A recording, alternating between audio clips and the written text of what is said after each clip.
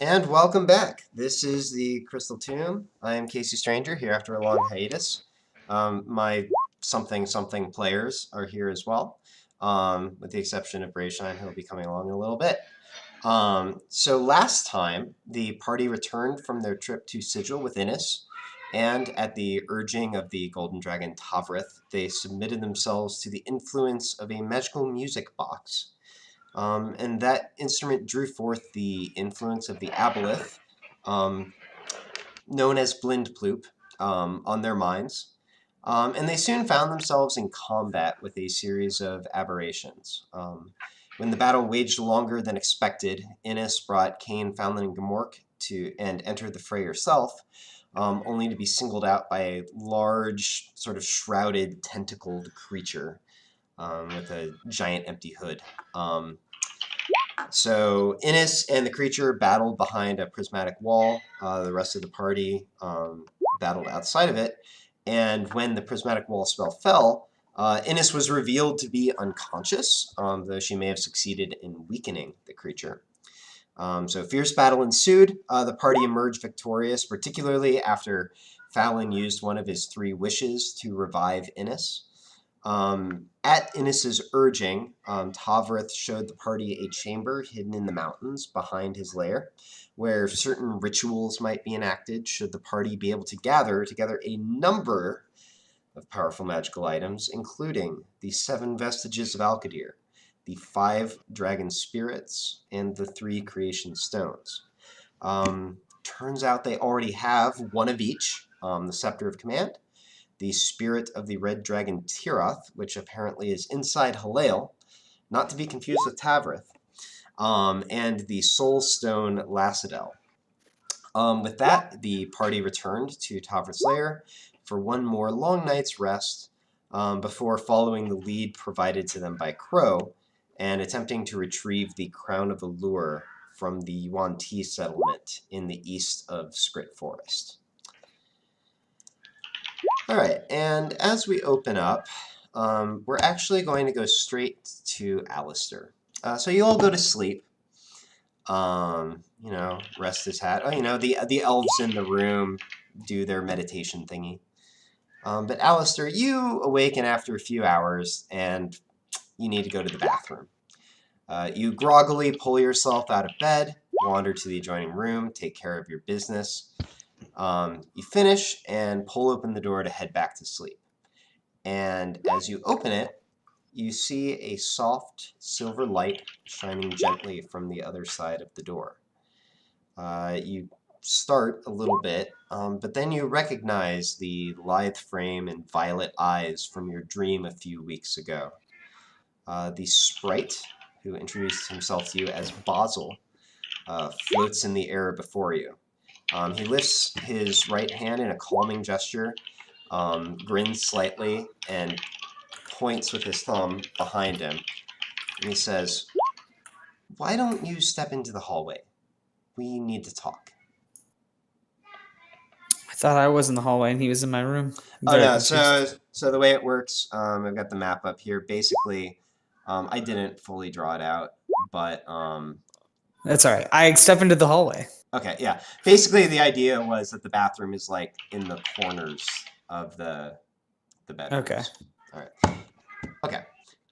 So you step out into the hallway. The door is massive, but it's well oiled, and you close it silently, steadying it by using both hands. And Basil looks at you and says, "Glad to see the arm is on the mend." I look very surprised at my arm. Am I dreaming again? Not exactly. I'm not exactly what you'd call here. But now that that thing is out of your head, I can speak to you a little more freely than before. Okay. So where is? Do you mean here, as in Tavrith's, or? Think of it like an overlay on your vision and hearing. You're awake right now. Unlike before, I don't have to simply insert myself into your dreams. We can just talk like this. Okay. So this is the real world. My arm actually works, but you're in my brain somewhere. Yes, perhaps I should explain. A few months ago, you were with La Tasiera Tascustero in Onissa, and you opened a box. You saw a you saw a silver streak, perhaps even noticed it come into that arm of yours. And the next thing you knew, you woke up on a roadside near Rampart. I imagine you probably have been carrying around some questions about what happened during that time, and I'm happy to supply the answers. You weren't unconscious for long, perhaps an hour in total. You were escorted to that spot via a path through the Feywild. The reason for your unconsciousness was simply the shock of my, shall we say, insinuating myself into your person. And for what it's worth, you bear no further obligation to Winter beyond the services you've already rendered. As for me, I go by Basil, just it's a little easier, but my true name is Anthurium. And I'll go ahead and spell like that. It always seemed a little pretentious to me, though. Anyway, I may look like a sprite, but I'm really more of a magical construct. I was created many years ago by a powerful Knight of Winter to augment his natural abilities and connect him to the magic of Winter. Since then, I've served several other Knights of Winter, but the Queen has now seen fit to bestow my services on one who is not a knight, that being you, of course, and he gives a small bow. All right. I guess thank you. Though it seems very strange from what I know that Winter would do this out of the kindness of her own heart. He looks up, the wry grin sort of spreads a little bit over his face. He says, "You guessed correctly. You know something of it already, given that you've spoken to the goddess. Let's say you have a benefactor who's making your deal a little bit better than it normally would be. That being said, Fey magic is what it is, and there's actually not much I can do for you without a contract of sorts. However, as I said, the contract can be a little better than usual." And he puffs up a little bit, and puts on sort of a formal tone, and but still sort of keeps the lopsided grin on his face. And he says, "And so, Alistair Redthorn, I, Anthurium, offer you this contract as a surrogate of the Winter Queen. I shall bestow upon you the power of Winter. From time to time, I or other agents of Winter may contact you to request favors. These favors shall not require you to sacrifice the life of yourself or your allies, neither shall they directly oppose the interests of you or your allies. Nevertheless, you shall retain the right to refuse your cooperation. The only consequence of your refusal will be a waning of the power granted to you should you refuse 3 times without first accepting 3 times. Moreover, your acceptance shall, at the Queen's judgment, carry the reward of increased power." He sort of slackens a little bit and says, "What say you?" I think my sister's going to be really pissed. He just laughs. But I will say that that does sound like a pretty fair deal. Do I get to keep my arm? Is that part of this? You might find that you're able to call on it somewhat. Okay. That was a bit of an appetizer, and so long as you don't overdo it, you just might be able to make more use of it than you have been. All right. Well, I guess since we're already in this predicament and I just lost my previous benefactor, I'm ready to make a deal. So good timing. I guess tell the Queen of Winter that I accept. Was that Mab, by the way? Or It was is Mab indeed. Spring? Okay. No, it is indeed. And he says, nothing more required than telling me that the paperwork's already been set up, if you will. Yes, and I mean, since I have the right to refuse, I'll just let you know ahead of time that should you guys ask me to, I consider my sister among my allies, obviously. I know that that may not be ideal for the Winter Queen, but Not as bad as you might think, but understood. All right. Well, then, we have an accord. yes. Aside out of game, this is just like the part where the flight attendant asks you for a formal yes in order to sit in the exit row. I was waiting for. I was trying to make a Honda joke and I couldn't come up with one. All right. He says, "Well then, I'll let you get back to sleep. If you should ever need to speak to me, just think about it." And he winks out. Okay. I try to open the door with my bad arm, which I believe is my left arm. Mm-hmm. Mm-hmm. Yeah. You reach up. You feel a slight pins and needles sensation as you do. But yeah, you open it right up. Okay. And then I guess I go to sleep because I'm still pretty sure that it's a dream. Um, But I'll figure that out. yeah. So Actually, I get out a piece of paper and I just write a note that just says Basil Winter on it, and I put it next to me when I go to sleep. okay. As you start to lie down, a something just sort of comes to you, basically, and you don't really have a better description for it, other than you know that this is a thing that you can do now. Okay. Do you have easy access to Slack? Yep. All right, I'm gonna put it there because multi-paragraphs doesn't play well with Roll20. Look at it. So you can now use this. And once again, I do retain the right to edit these because I made them up, but I think that should be all right. Okay. So have fun with that. I'm gonna put it in my sheet right now. Does Alistar get a new superpower? Even though he killed Ziggy? Yeah, so for the rest of you, I'll just mention that Alistair, it comes to him a certain bit of winter magic that he now has access to.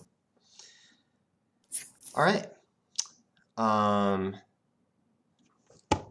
So let me see. Is Brave in? Are you in? Yes, you are. Okay. Brave, do you need a quick refresher on where we are? I need my sprite's name again. Oh, yeah, it's Lacidel. Spelled like this. Oh, okay, I have it in my notes, it just didn't scroll down. Oh, okay, cool. I'm going to just adjust your volume quickly. There we go. All right, so yeah, basically though, we're just like where we left off after the fight last session. You guys are all sleeping, basically. But actually, good timing on coming in because, so Alistair, you go back to sleep, and a few hours later, morning just barely begins to dawn outside. The red light of a new day fills the enchanted ceiling of Tafrith's cave. And Colleen and Halil, you awaken from your meditations. First, Colleen, is there anything in particular that you were looking to do with a couple of morning hours before the rest of your group wakes up? There doesn't have to be, I just am checking because you have a few hours. No, I think. Okay. Then Halil, I'm going to go over to you.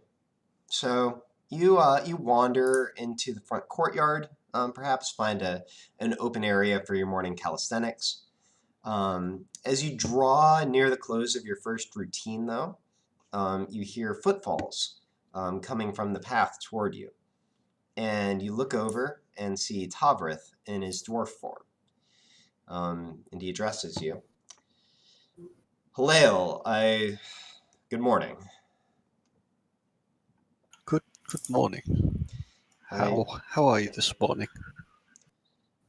Well, last night was obviously eventful, but I came out no worse for wear. I wanted to have a word with you. You've no doubt sensed by now that you carry the spirit of the ancestral red dragon, Tirath, in you, yes? Well, I know, normal No. conversation starter. Your body's changing. can't say I particularly sensed it, but there is that feeling. I will throw out there, just in case you don't remember, do you remember the dream that you had a number of sessions ago? Yeah. Okay. When I spoke with the big red dragon guy. Yep. That one. He Yeah. says, oh, perhaps I should point out the signs. First of all, when we were in the chamber the other day, you no doubt noticed that the red lantern glowed much more brightly than the other ones, yes? No. I did mention that. Okay. Good. You should really work on your observation. At any rate, I could smell it on you when you first arrived. My knowledge about the items you and your companions are seeking is far from limitless. However, I do know something of the ancestral dragon spirits, and of the ones who are their vessels. They can be a boon to you, but there is also the danger that they might take control. As for the red dragon, Tirath, well, he and I have something of a history.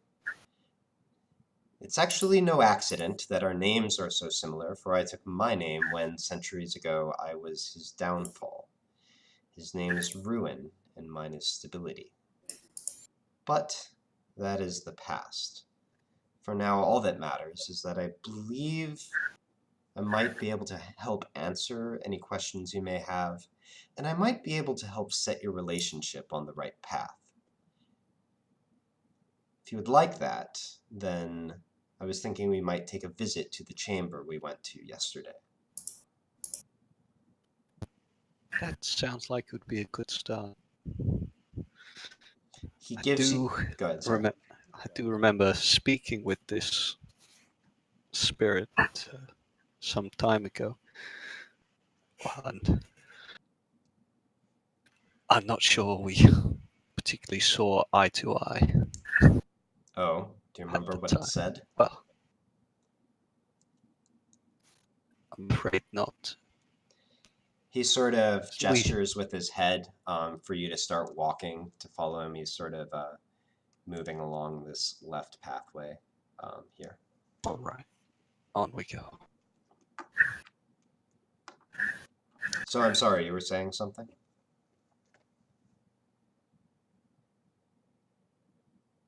Well, we spoke a little, but perhaps neither of us really got through to the other. Oh yes, it was about destiny and believing in destiny, I believe, whether we were truly free. He sort of just lets out a bit of a huff, and he says, yes, that's just Tirath's vain way of saying that he doesn't like being cooped up. I mean, the alternative presumably would be that he's dead, but good luck telling him that. How did he appear to you? Where did you meet him?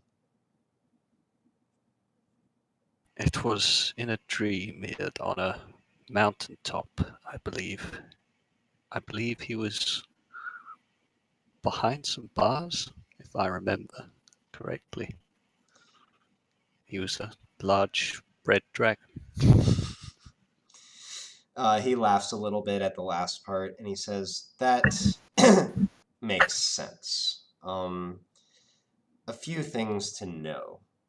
First of all, the dragons were created long ago during a war between the followers of, well, what most people would call the evil gods, in particular Alkadir, but also the others. And what people would call the good gods, particularly Avit, but once again, also the others.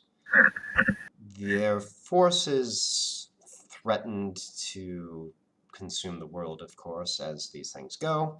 He sort of rolls his eyes a little bit. It's legends, mind you. It's before even I was born. That being said, the story goes that, and wait a minute, I'm trying to remember my own people's names now. No.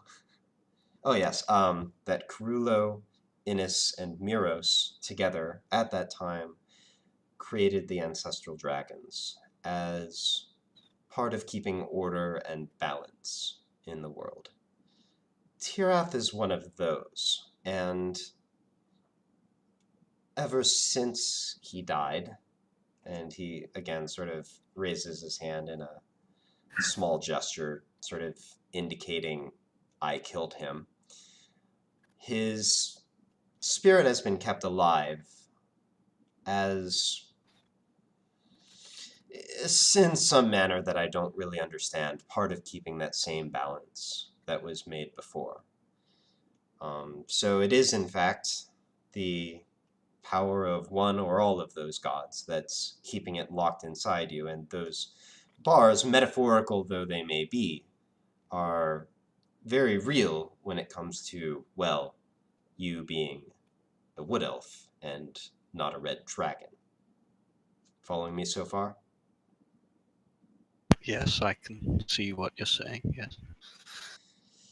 At any rate, I think it's time for us to have a talk with old Tirath. He's a vain creature. He respects only power, resolve perhaps, but don't try to bargain with him. Remember, I'd like to take you into a bit of a trance that should enable us to have a conversation with him. You no doubt have some meditative practice from your time in the monastery, yes? Yes. And the goal of this, quite simply, is to remind him who's in charge inside of your head, and perhaps you might be able to tap into a bit of his power. Around this time, you have made your way sort of through the back pen, through the illusory wall, and down the tunnel into the ritual chamber where you were before. As you enter the chamber, you do notice the 5 torches that surround the central pillar of the room. Once again, there's one glowing sort of dimly that's green. There's a very dim, a blue flame, a sort of whitish flame, and a very dark, almost black flame. But the red one in particular flares into brilliant life as you come in. Tavrith gestures for you to sort of sit near it inside the circle, and he sits across from you. Your eyes meet, and you sort of slip into a trance.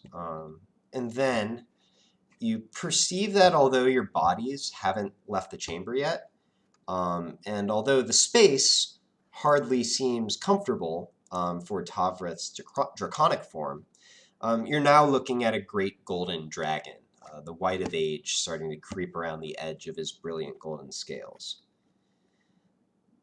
And you sit on a broad shelf of rock on the side of a mountain. In your peripheral vision, you see the gleaming of the steel of great metal bars, and from behind you, a voice booms. Tavrith, you're looking rather more decrepit than when we met so many years ago. And you're looking rather more incorporeal, answers Tavrith with a mocking grin. Ooh, God. How's life as a spirit treating you? Tirith sort of huffs, and a gout of brilliant red flame escapes from his nostrils. He says, all right, let's cut the chatter. What are you here for? And by this time, you've sort of turned around a bit so that you can see both of them. And Tavrith just sort of nods slightly towards you and just sort of looks at Tiroth for a moment.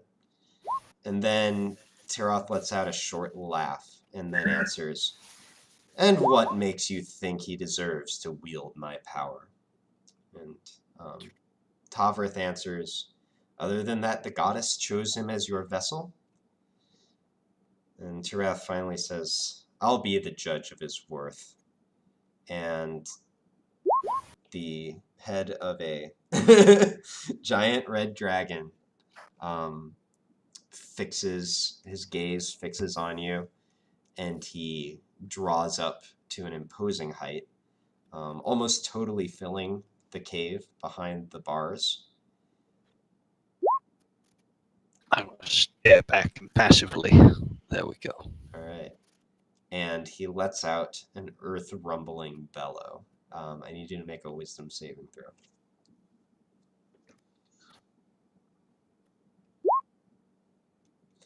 All right. So as he draws up, and you just see smoke sort of smoldering from around him, you can't help but start to shake where you're standing. You know that Tavrith told you something about this being in your head and something like that, but your instincts just take over and tell you that there is a massive red dragon in front of you. And at this, Tiroth's eyes narrow, and he unleashes another gout of flame at you. Would you like to attempt to dodge?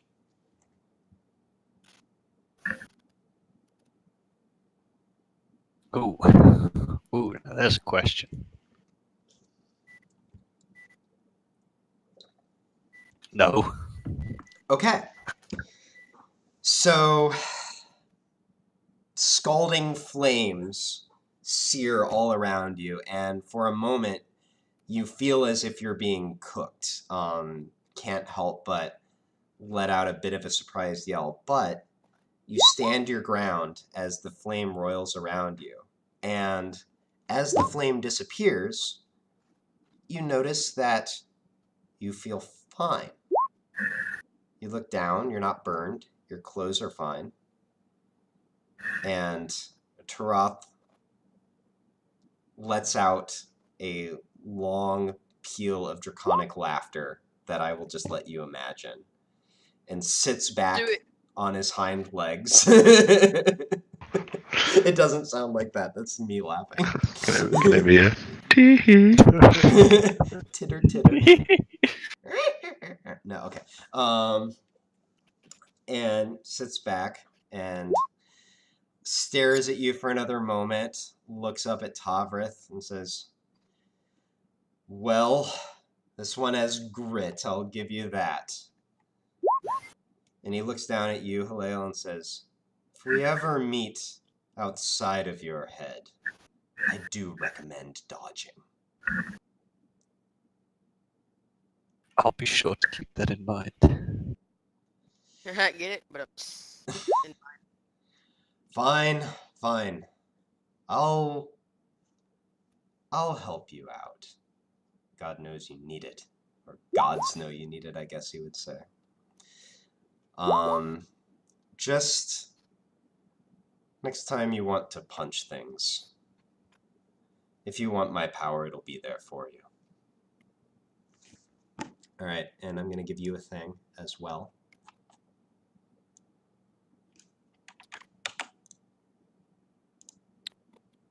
You know, I like where this session's going so far. Don't stop now, Casey. Still with it going. Spoiler alert, I'm stopping now. No. But, you know, I'm just, all that I'm going to say is reflect on things that have happened in the past, and you might realize something. Yeah, but see, Casey's dumb and I have bad memory. What was that? If you remember to ask me, yeah, I don't know. If you remember to ask me after the session, I might even tell you the episode that's worth bearing in mind. I don't know it offhand. I think last time we played this game, I still lost. So, all right. So with that, Haleo, you do wake up in the cavern. You're once again staring at Tavrith in his dwarf form, which, I mean, Tavrith's dwarf form is like a very slightly short human. He's an extremely tall dwarf. But yeah, you open your eyes and he looks at you with a small grin on his face and says, "Not bad. Come on, let's go." Thank you. No problem. Any chance to trash talk that one?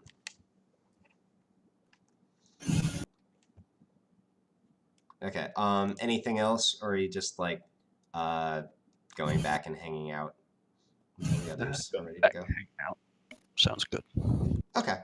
Cool. So yeah, you head back. Maybe you sort of finish the rest of your exercises. Eventually, the rest of you wake up. Kane, as you're going through your morning routine, you get a message on your sending stone. So I just, for sake of memory, this is the last message that you sent to Toli. It's actually pronounced. No way. I forgot about that. Yep, that was the message you sent. And this is the message you get back. What is that? Is everyone else hearing that? Yeah, I heard it too. I was muted, so it wasn't me, but it sounded like somebody yelled celery. Somebody watching a show. Or like son of a, or Oh, I don't Someone know. playing like a fighting game or something? I I guess also heard celery, I guess I have vegetables on the brain. Celery! but I was also muted. Yeah, Kane, you get the power of celery. Damn it. Negative calories. I burn calories at like an increased rate. Is that what it is? Is that your message? Really? That's what you're sending back? No, all right. So that was the message that you sent. The message that you get from Toli is, or at least that you get through the sending stone. What is your last message supposed to mean? We're safe here. The goblins turned and attacked the demons. Then they left. It was weird.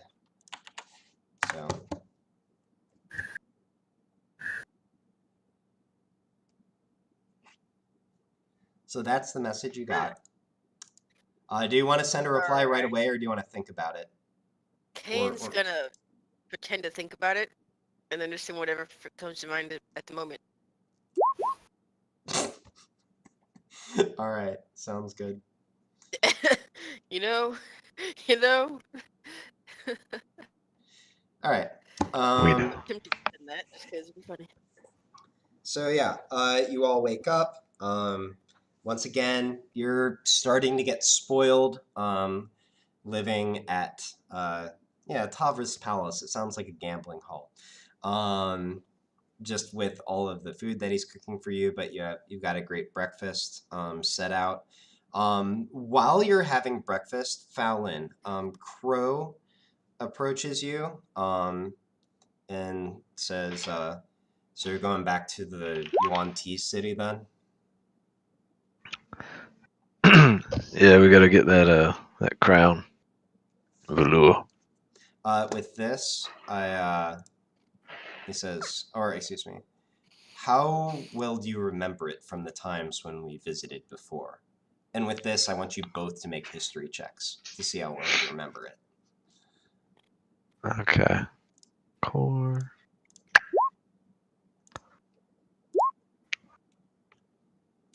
Not bad. We remember things. Yeah. Why did Kane roll? Yeah. I don't know. I like rolling. He just feels like showing off the fact that even though he has -1 intelligence, he just always crits intelligence checks. Apparently. So yeah, so Crow just asked, how well do you remember it? Um, well, I mean, I rolled good, but I don't, right? So No, personally, just say you did, and then I'll fill in the gaps for you. Just give me what a 19 means. yeah, I remember it pretty good. All right, well, and he says, look, this isn't really much of an orc thing, but I was thinking we could compare notes quickly just so that you know what you're getting yourself into. Yeah, good call. All right, so the two of you sort of sit down and like hash out a like really rough map of what the Yuan-Ti city looks like, where it is, that kind of thing. I mean, maybe it's just verbal. Maybe I was joking. Yeah, it was me. Maybe you're drawing with charcoal on top of nice napkins. I mean, who knows? That being said, you do remember that it's near a bend in the river. Actually, somewhere around where I drew this little X here. Let me go ahead and position it. That's a little bit better right there. So it's somewhere around there. You figure that a good way to go might be to come down a little bit north of it and then head down to it, knowing that they will be, patrolling the area around their city somewhat regularly, or really more of like a large village or a town. It's not this like there aren't 50,000 people in this village, and you also remember the general layout of the village as well as its name. So I'm going to go ahead and just show you a preview of what the map of this place looks like. So here it is. There's numbers. Are we supposed to see the numbers? Yeah, you are supposed to see the numbers. I decided to do it just to show you the numbers just to make it easier, so that we could refer to things by the number rather than that big area to the top right, the square in the bottom middle, stuff like that. Oh, there's not supposed to be a skeleton there, though. Let me get rid of the skeleton. So you remember it's set up roughly like this. So it goes up against the river. There's some sort of enclosed area up here, either a garden or maybe the store or something there. It's yes, indeed. Not really a place that you two ever visited when you were in town. These big areas are basically like farming. They keep some livestock there. They have some groves of trees, so like 2 and 3. That'll be that kind of area. 5 and 6. So also one thing to keep in mind, Yuan-Ti are snake people, like I said before. They have a caste society where basically the more snake-like you are, the higher up on the food chain you are. They're a group of people that is like devoted to trying to achieve the perfect ideal of their gods, which in their mind is be really snake-like. And like going along with that, their sort of values are very much along the lines of like cold calculation, deception. They don't really have much of an honor culture, for example. It's all about just like be smart, get ahead. So at any rate, the lower caste members of society mostly live in the areas marked by 5 and 6. They're called the purebloods. And a lot of them can even pass for human, with the right like dress and makeup and stuff like that. They have a few like snake-like features. They might have like a very long nose, with even like they might look slightly Voldemortish, if you will. 8 and 9 are enclosures with like higher walls, and specific gates in them. It's where a lot of the higher caste members are, and they also have some of their more important resources there. So things like, let me see, I actually made notes about this. Yeah, so like nurseries and schools might be there. Hospitals, torture chambers, some really fancy prisons, things like that. And then 10 is sort of a walled pathway that leads to 12, which is their main temple. Neither of you have ever been in the temple. All you know is that that is, again, surrounded by very high walls, and that, only the most important people or on very special occasions would any other Yuan-Ti go up to the temple. You do also know one other piece of information, which is that the Yuan-Ti are sort of divided in the worship of 3 different gods. Now, when I say 3 different gods, the speculation is that they are sort of aspects, if you will, of Dravosa. So Dravosa being the sort of neutral evil god, the sort of cunning, manipulative, ambitious, supporter of like thieves, assassins, basically Cain-like people, would sort of be up her alley. No, actually, you're different than that, Cain. I'm sorry, just criminals though. No, he's the same. You had him the first time. No, Cain is actually more emotionally driven. Just kidding. Sorry, I'm in like convey information mode. You're good. Yeah, so the idea is that these might be like aspects of Dravosa, like how she. I thought they liked what's his name, Alkadir. Interestingly, no. And now that you reflect on that, it seems a little curious if you're connected to them, why you would have been left with a ring associated with Alkadir. Just one of life's little mysteries. They reached into a box of rings. They pulled I one know out. the answer to that, Give him but, this. Give him but this you one.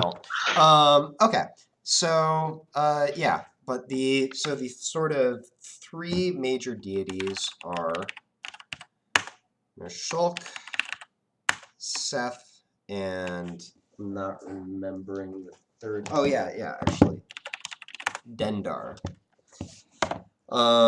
So very briefly, Mershulk is like the slumbering god, if you will.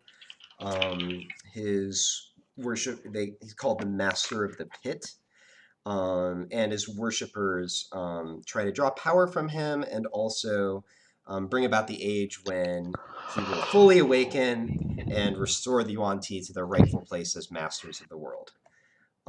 Seth is sort of the whispering one,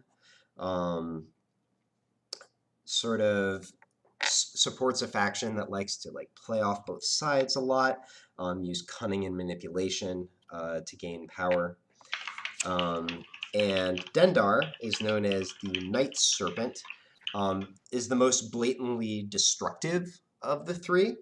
Her followers believe that at the end of all things, she'll amass enough power to consume the world.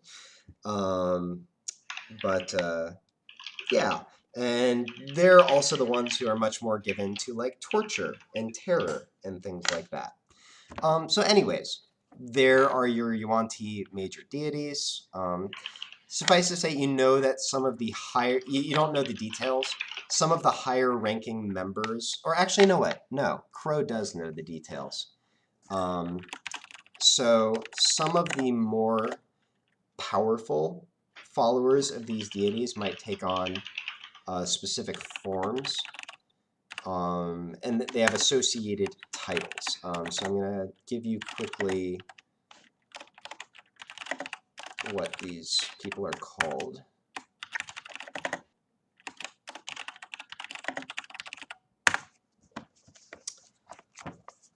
So these are basically beings that are significantly along the way towards transformation into, full snake, and drawing power from these specific deities.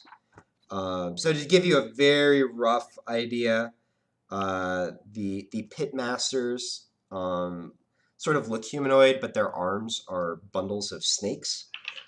They've got some additional magical abilities, and also, of course, the ability to, attack with bundles of snakes. The Mind Whisperers have humanoid bodies, but snake heads. And again, they draw blessings from Seth. They have extra spell casting, and also the ability to deal, inflict psychic wounds. And the Nightmare Speakers are sort of snake from the torso down and humanoid from the torso up. And again, have the ability to create nightmares and inflict sort of withering necrotic wounds.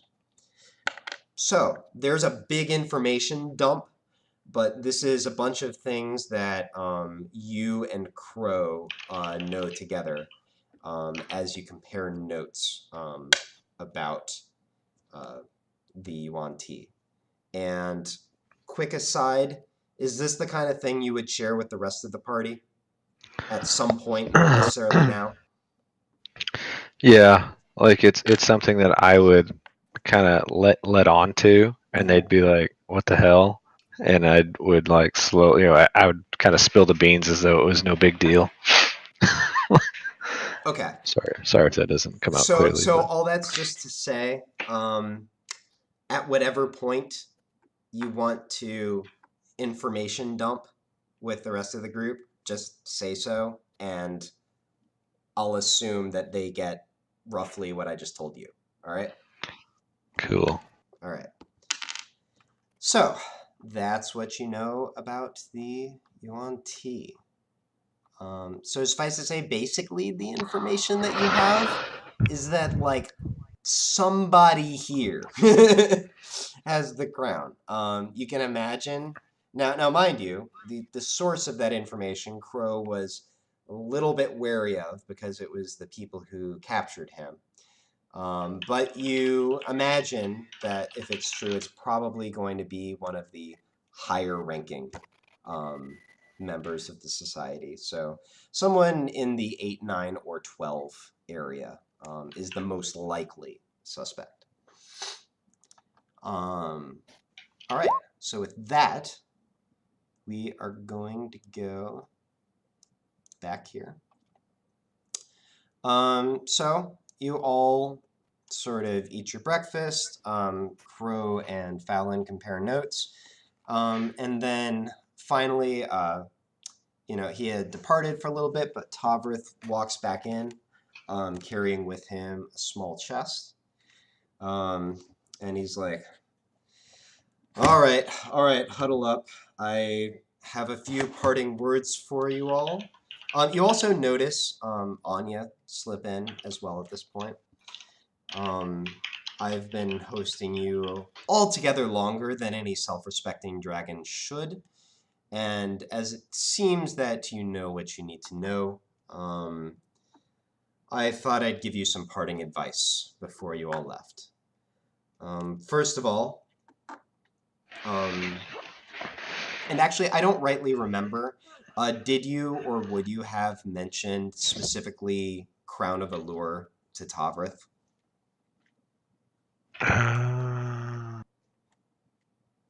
We all know Jato would have spilled the beans. I was gonna say that. All right, fair enough.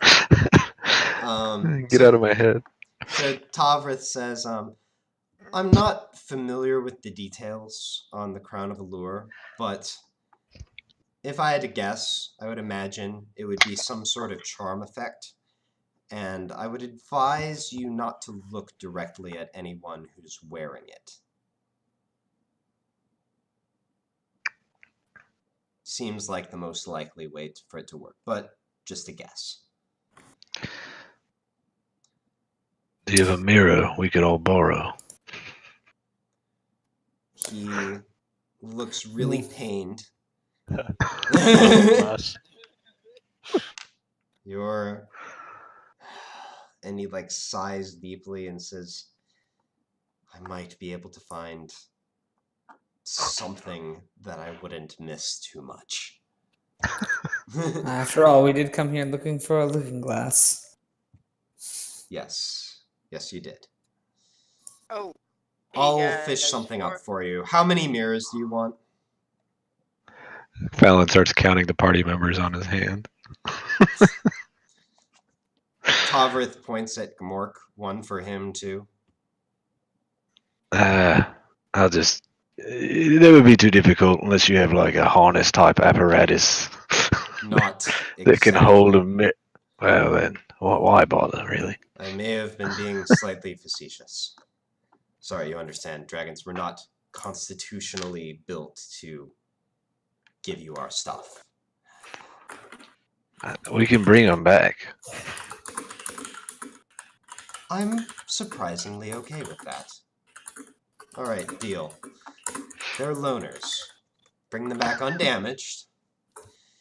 And as a bonus, I brought you something else that, frankly, consumables don't mean as much to me. So he opens up the chest, and there are 5, very clearly, potions inside.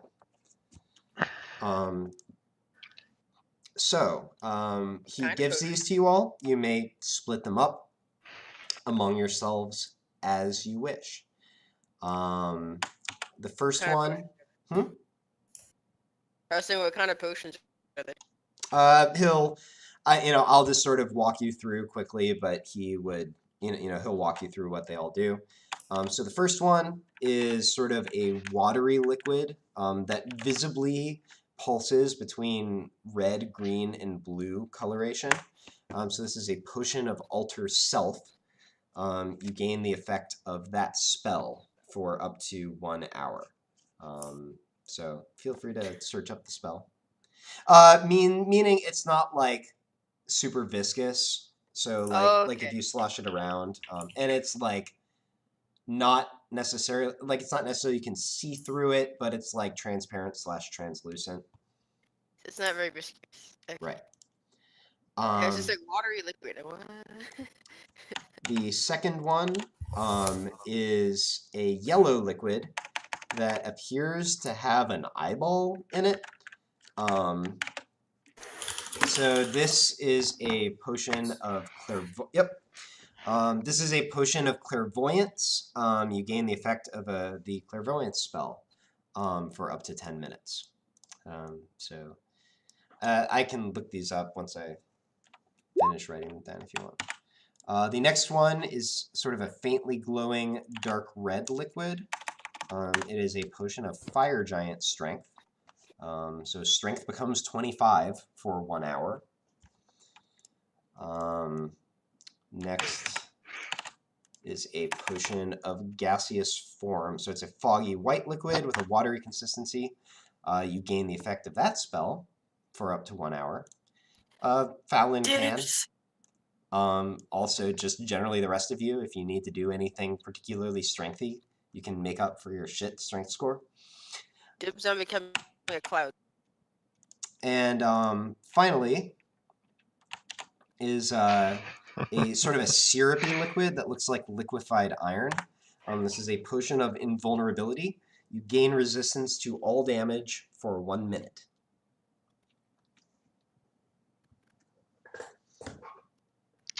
Nice.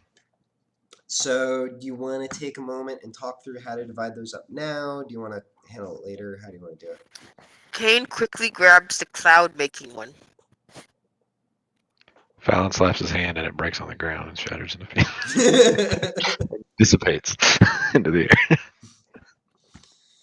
Kane stealthily takes the cloud making one. I mean, it's probably fine to call dibs, like, unless, I mean, do you really want to stop him, Fallon?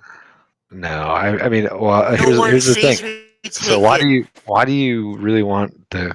You're already stealthy. What do you need a cloud potion for? I'm an air person. I don't know. Makes sense. You know what? I'm going to I let don't you really guys care about the other discuss for a ones. moment. I need to go turn down the AC in my apartment. Be right back. The only other one I would personally like might be Ultra Self, but that's it. I don't give it. I don't care about the other ones. I can become a cloud, Fallon. Okay. Alter self, clairvoyance, fire giant, vulnerability, and then there's the cloud one he didn't put a note down for. So there's one potion for everybody. Who wants what? I call the cloud one. Anyone else have thoughts besides Kane? I think Halil should get the Kane, just mimic their voices and pick something, please. I think I should I'm get on the push to talk, which I forget that about. voice melee. Oh. That was my Halil impression.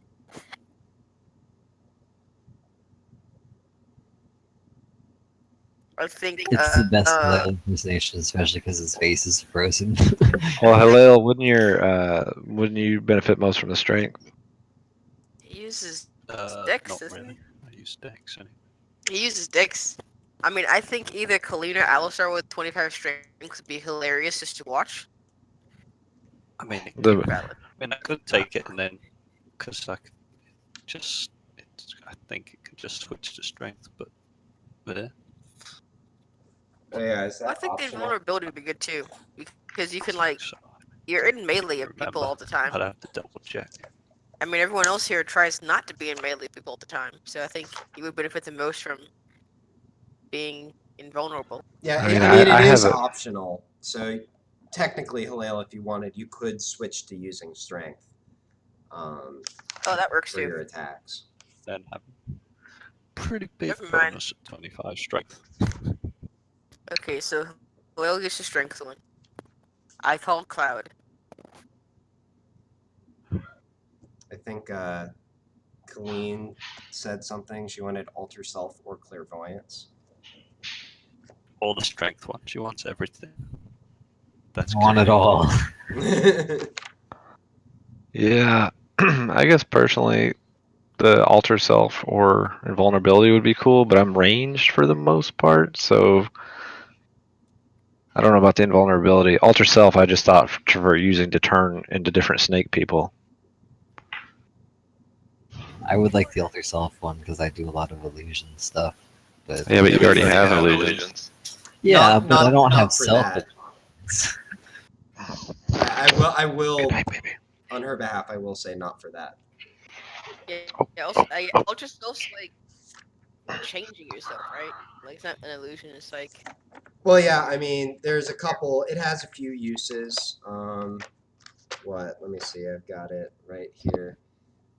Yeah, you can give yourself an aquatic adaptation so that you can actually like breathe water and swim really well. You can completely change your appearance. So if you wanted to appear like a member of a different species or something like that. Well, and it sounds like you can just keep changing it. So, like, each time we ran into the different kind of snake people, I could pretend you're all my prisoners, taking you to whoever their boss is. Potentially. I mean, whoever's the best at lying could take the Ultra Self one. So not Alistar.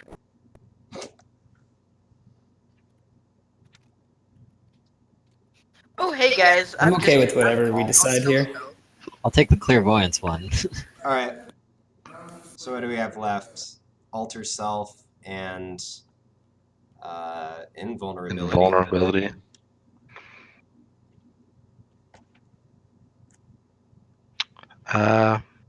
I could give invulnerability to Gamork and he could run in. and just tear them up and never get I feel hurt. like we spent too long on this. Question, KC, can you be under the influence Okay. of multiple potions at once? Sheep Lord, Yes. which one do you Oh want? wait, no. Mixing potions can be weird, actually. But I'm saying, All not right. mixing, but like you One drink one, drink another is alter self, choose invulnerability. I would like the invulnerability. Okay, he gets invulnerability. All right. one. Just Vulnerable. supercharge All right. him, So you've like, all keep added a the vulnerability potion. strength. Haha, we've solved your separating the potions puzzle. Add half a pound Hey, of weight for You've your activated potion. his trap card. So yeah, add the potion. Add half a pound for it. Also, Tavrith is going to replenish your rations. So if How much do the mirrors weigh? Oh yeah. He'll go back for that in a moment, but I guess I don't need to like specifically narrate it. How many rations? Just like whatever you normally carry. I think it's 5 for Kane and 10 for everybody else. Just suffice to say, you had like eaten while you were walking, so you're now back to full. Yeah, I On had no that. rations. I don't know. How much does like a little... He'll go and find... They're very nice looking. Tavrith doesn't have any mirrors that don't look really nice, so they're like a small silver hand mirror, basically, is what he gives you all. So what is that? 0.1 pounds? Hair in the mirror. Call it 0.1 pounds. So yeah, all of you also get a small hand mirror. And if you wanted to make him angry if he ever saw you again, you could probably sell it for a nice little bit of money. Because it's like a solid silver hand mirror. Why do you say this to me? Oh, you know. Okay, Oh. so, Oh, before we head out, before we go, Kane's just gonna, at some point, it's gonna be like, oh yeah, by the way, guys, the goblins started fighting the demons. And yeah. So yeah. Before I forgot to mention it. Okay, Kane, good to know. It's a bit random.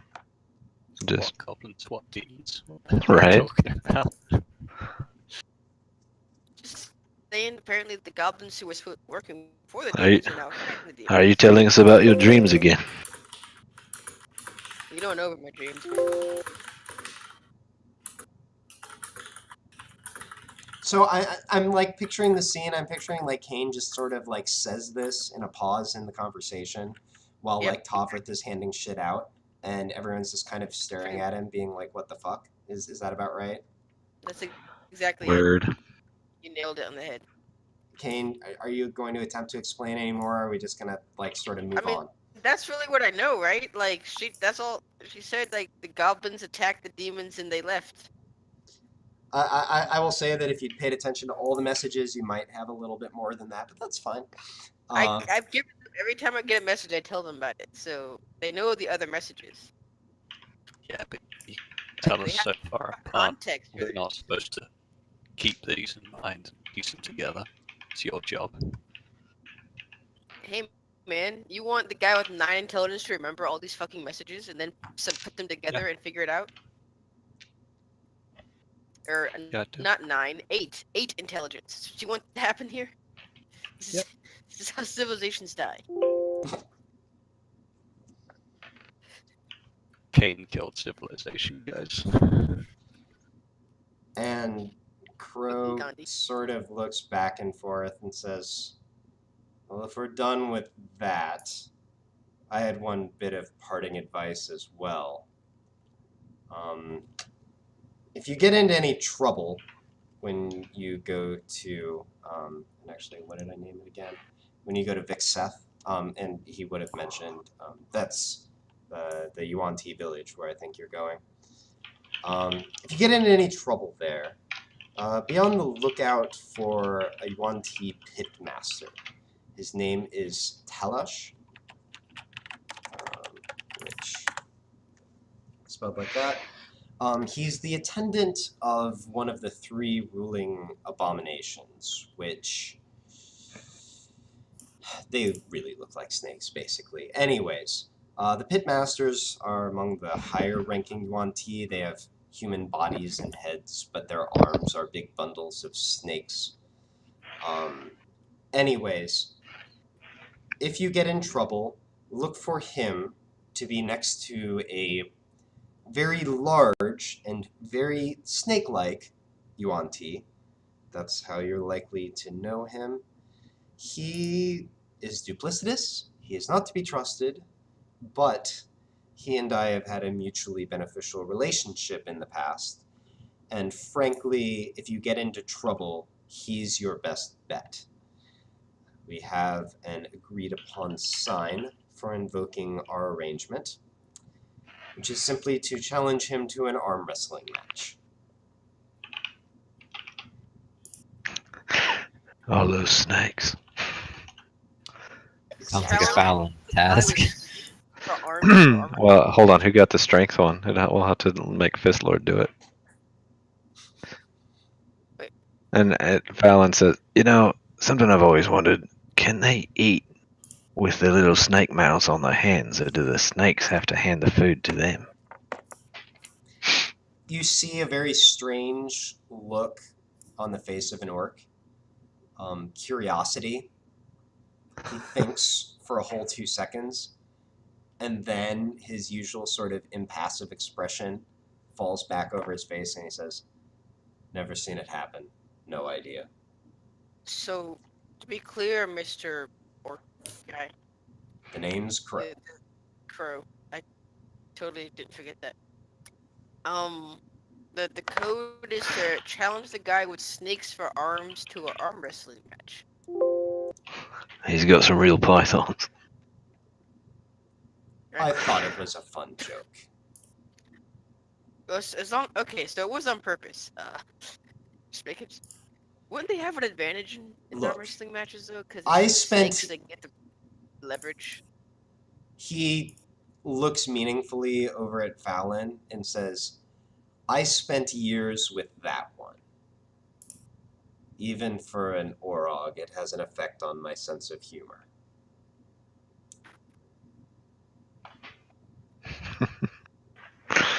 Kane had hurts from using the word leverage, so he's All right. So Tavrith finishes passing out hand mirrors, and he says, I think you, Davith. I fixed my hair in the mirror. "Excellent." And says, "And while I'm doing my entire species a disgrace and helping you all, I've got one last bit of help for you. It was obviously, or no doubt, a little bit hard to make your way up here. I thought I would make it a bit faster for you to get out of here. I have a lot of free time. So anyways, I've trained a few of the wyverns that live on this mountain to be usable as mounts. I've got 6 of them tied at the cavern entrance. When we get outside, I'll show you how to control them, and they should get you where you're going within about 6 or 7 hours. I recommend you let them go when you're done, though. I fed them a big meal this morning, but they have a tendency to misbehave when they get hungry." I can't keep it. Alistair can give them good berries, right, Alistair? I still have 19. I was just keep looking the at that. wyvern, Mr. Tavrith. Wait, what'd you say? I can't keep it, Mr. Tavrith. He looks at you, and a grin creeps across his face. You feel like his face looks more draconic in that moment, even though he doesn't actually shapeshift. And he says, "You can certainly try." Hi, he said the thing. All right. Kane said he would like to have a pet wyvern. He never knew he wanted this. Maybe you'll have one of those moments where you have to throw rocks at it and get it to leave and say, "Get out of here, don't you know I don't love you anymore?" Kane would great. never. All right. It's for the wyvern's best interest. What is love, though? So with that, Baby, don't hurt me. is anyone looking to do anything else before you let Tavrith lead you out? Can I attempt? I would like to talk to Anya. Okay. Yep, she's standing there. So you walk over to her. How's the little miss? Not great. She's got her strength back. But she's not herself. I feel almost sacrilegious saying this, but I think that I'm more with it mentally than her. Whatever that thing did to her, it left her a shell of her normal self. You think she'll get better? I have to imagine. I mean, she's a god, right? Like, eternal, immutable, all that.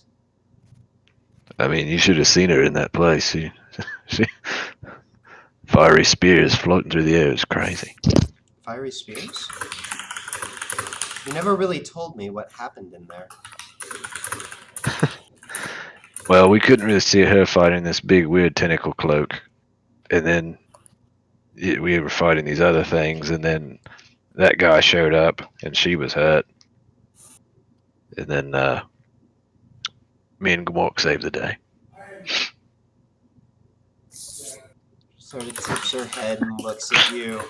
Eyes narrow slightly. And where do fiery spears come in? Oh yeah, she got back up and just lit that guy up real hard. I see. Well, good to know she still has a lot of her power then. By the way, who's typing? Sorry. Nope, that's fine. It's just like really loud and I ignored it. Yeah, I always type really loud for some reason. Alright. I thought it was well timed when they were talking. Wait for it. Type. Okay. And she says, well, good to know her power hasn't left her, at least, by the sound of it. That being said, yes, to be entirely honest, I don't think she remembers how to get home. Rue. That's heavy. We went to her town that time, but it was weird. Maybe Tavros can help. Maybe. I mean, I'll talk to him once you all leave. I'll be here for the foreseeable future. Well, we do have to bring these mirrors back, so hopefully we're not gone that long. Yes, she sort of smirks. I imagine you're likely enough to have other priorities, and I know that Tavros didn't give you a schedule. But hopefully I will see you back here. I mean, if I haven't left myself already. Imagine there won't be much need for me to stay here once Innis recovers.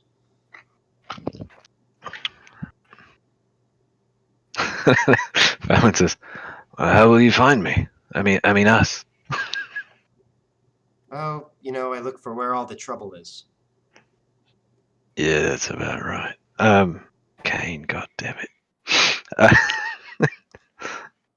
She stands up slightly. You're not as tall as you are. You're not actually that much taller than her. She gives you a very short little kiss on the cheek, and she says, "I'll see you out. Take care of yourself, all right?" Cool. And she looks down at Gmork. And him. I kind of like him. He's scrappy.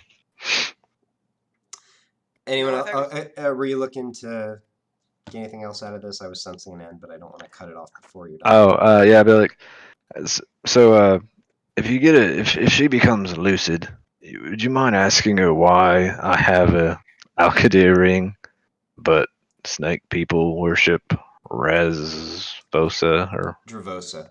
Dravosa? Just curious. Makes no sense. Why? You got that from snake people? Yuan Ti? Oh crap. Yeah, something like that. She can fill you in. She can fill you in. I understand you're looking to leave, so I'll let it slide, but I'll make sure to ask if she recovers a bit more. Can't guarantee she'll answer, gods being what they are, but We'll see.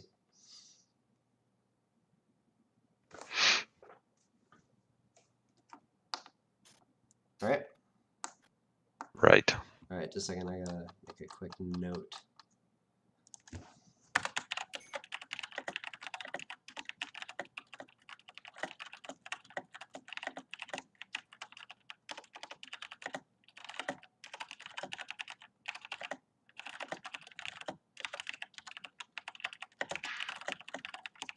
Okay. All right. Anyone else? Any? I'm gonna do something right as we leave, not before we do that. Okay. Like, right as we're saying goodbye to Tavros. If it's stealing it all, just Okay. I'll let you know when we get there. Any of the other three? Any last errands or conversations or anything like that? As I make my exit, I shake my little eyeball smile at Anya and tell her I have my eye on her. she has this giant goofy grin on her face, but sort of steeples her fingers against her forehead as if, like almost shaking her head. She's like, glad to know that, Colleen. I can find her. I'm a good finder. All right. So yeah, Tavrith leads you all out, shows you to your mounts, spends a few minutes showing you how to control them once you get up in the air. Fallon and Crow sort of fill the party in on what some of the things they know about where they're going, basically like how they want to navigate to get you all close to Vixeth. And at this point, you're ready to go. Kane, you had a thing? Okay. So, as we're about to go to Tavros. I say, well, Tavros, sorry about the first impression. I'm not good at those, but it was fun. He nods slightly and says, And I go for a handshake. Seems suspicious. Don't do it. he returns the handshake very steadily and says, All right, you shaped up remarkably quickly. all right. And then I want to like stealthily turn it into a hug. It's like, Give me sleight of hand. yes.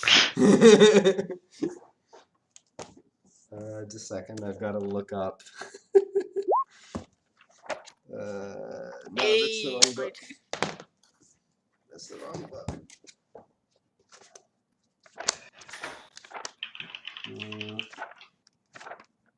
Dragon, like.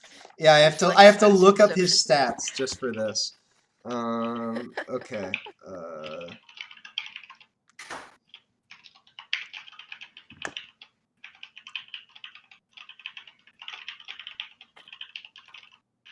Okay. Yeah. You slip in the other arm around, and you see his eyes widen very slightly as he feels your hand on his back, and he just sort of stands there for a moment while you're in sort of like this awkward man hug. But then you feel an arm reach around you and pat twice, and then withdraw. Okay. I let go. during the You give a embrace, Kane smile. whispered, "Feels like home." All right. Give him a nod, and go to my wyvern. How about a wink? And let A wink and a nod. no wink. So, And all right. So and, like, you. I mouth to everyone else. I hugged a dragon, but like I don't say it, just mouth it to like everyone else can see. So I've got something very important to establish here. You do just have 6 wyverns, and Crow is actually leaving with you. He's planning on parting ways once you get there. But who is riding with Gmork? Well, I am. Mork rides with me. All right, you guys take the biggest wyvern. Crow takes the second biggest wyvern. Bertha. Bertha the wyvern. Big Bertha. All right, and yeah. I don't need a large wyvern, not very big. And like imagine some sort of like epic music playing as you all sail off on wyverns off the side of the mountain. So begins the aerial combat portion. I'm waiting for it. This is what I was made for. I have the cloud potion. And yeah, you fly actually fairly far above the earth, if you will. You see a little pack of manticores that's sort of headed towards you guys, and then while it's still very far away, it turns and goes a different direction. You fly over the plain that you guys crossed to get to the mountain. You fly over the smaller ring of mountains, and make pretty good time, just straight through the air, down to, about this point, I would say. Landing close to the river, what you think would be safely outside of the Yuan-Ti's patrols around their territory. You figure that you've got maybe about 11 miles to go. All in all, your trip through the air takes about 6.5 hours. So when you land, it's late afternoon, maybe something like 3 o'clock. And yeah, the wyverns land on the ground as you direct them through a bit of a patch in the heavy tree cover. And presume you all sort of climb off, fairly stiff from having clung to the back of a large, like, mini dragon for the last several hours. What do you do? Anything? Stretch. Seems I assume it's like riding a horse. You get off and you feel bow-legged. Like, oh god. Yeah, I mean, except like instead of sitting up in a saddle, you're like probably like leaning forward slightly, Like and, a like crotch clutching. rocket. Something like that.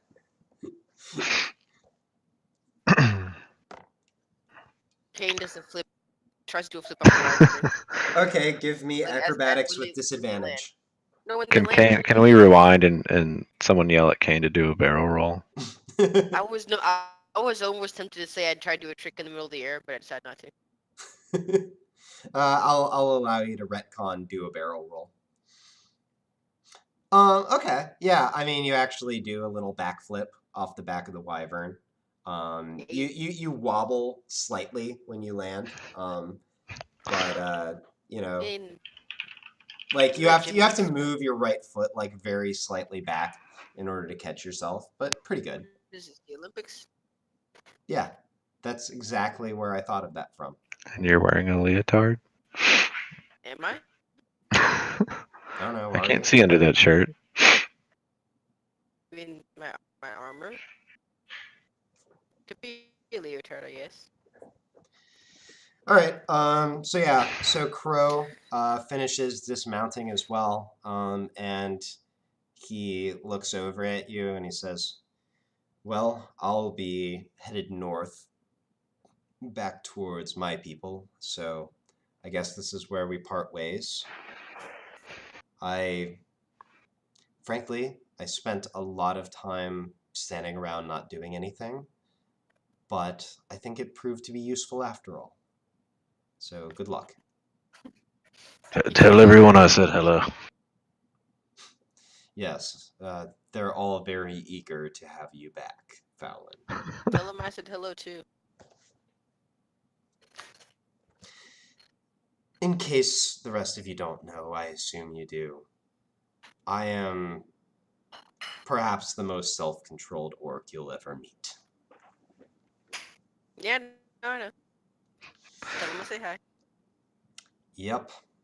He sort of slaps the wyvern, sort of just above its leg, and it, sort of sits up and then flies away through the trees, and he turns to walk away. Should we do that too? Crow Looking like shrugs everyone as he else. walks away, hearing you before he Looking gets at out of Val. earshot. He's the animal guy. Should we do that, or should we fly the wyverns somewhere else?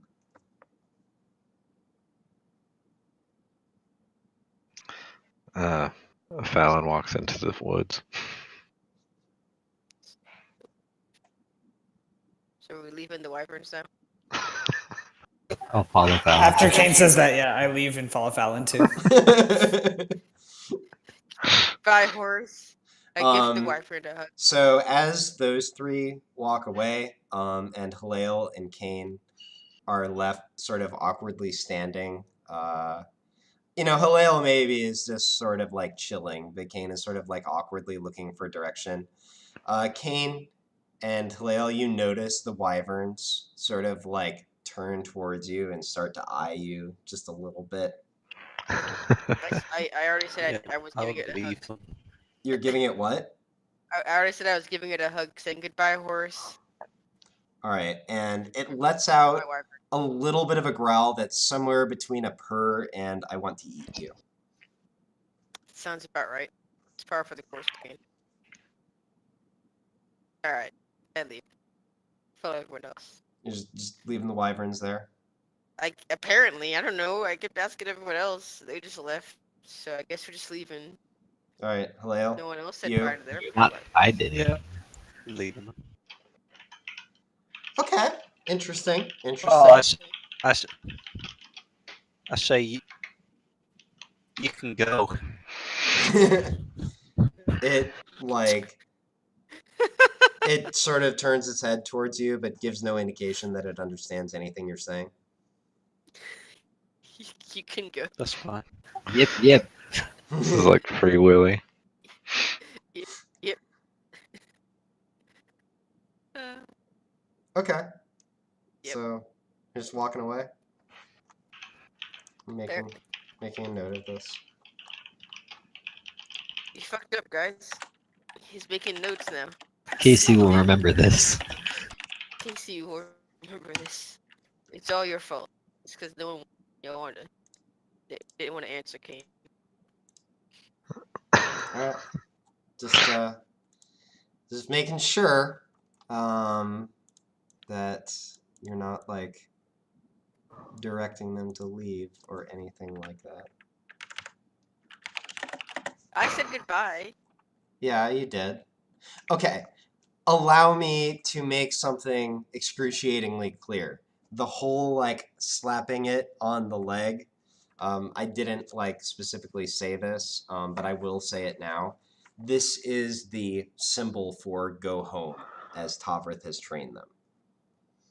So Did Tarvik Were we explain this told to us? that? yes, Did he I'm tell us this? going back. Like I told you that he told you how to like. Okay, direct them. let's retcon it then, and we all do that. Or All I right. do anyway. I don't was know about you I was guys. trying to insinuate that that's how you did it from what Crow did, but I probably wasn't clear enough. So I wanted to make sure that you guys weren't just like leaving them sit there because I was unclear. So are you sending them away? Yeah. All right. Cool. That's all I was getting at. If that's what Crow asked us to do, then I retcon my moment so that once Kane asks the second time, I just touch mine on the leg and then I still walk off after Fallon. I don't want to I mean, answer yeah. him still. They can still ignore me, and I'll do what Tarvik said. All So I right. say goodbye, Horace, and then slap. All right. Sounds good. All right. So then what from this point? So like I said, it's about 3 o'clock. You guys are about 10 miles north of Vixeth. You just need to basically follow the river to get there is the easiest way. So what do you want to do? I'm gonna let Fallon lead the way. This is his neck of the woods, Let's follow the river. and I give him a thumbs up. All right. To show that I believe in him. So, yeah, let me see here. So, yep, you journey along the river towards the Yuan-Ti village, staying alert for sounds of Yuan-Ti, goblins, demons, anything else that might be in the forest. And for a few miles, you don't hear anything besides the usual forest creatures. you know, the sun is not about to set, but starting to creep a little low. You start to consider whether you'll need to camp for a night before you go in. And then at that point, I need first everybody make a perception check. Gmork has advantage on this check.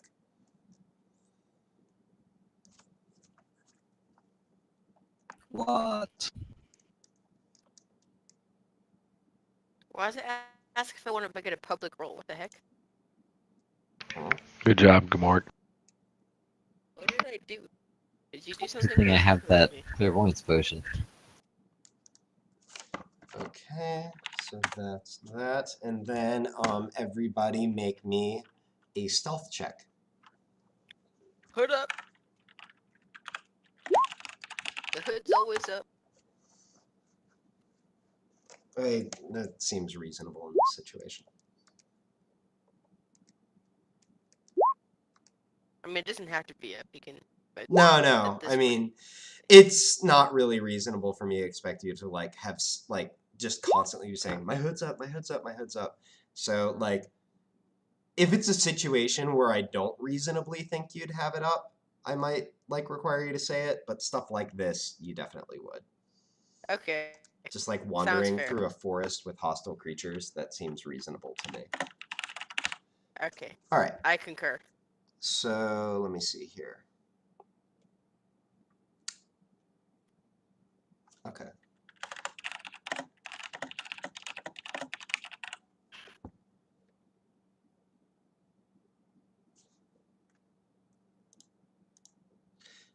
All right, so you're walking through the forest. I need to set something up real quickly based on those rules.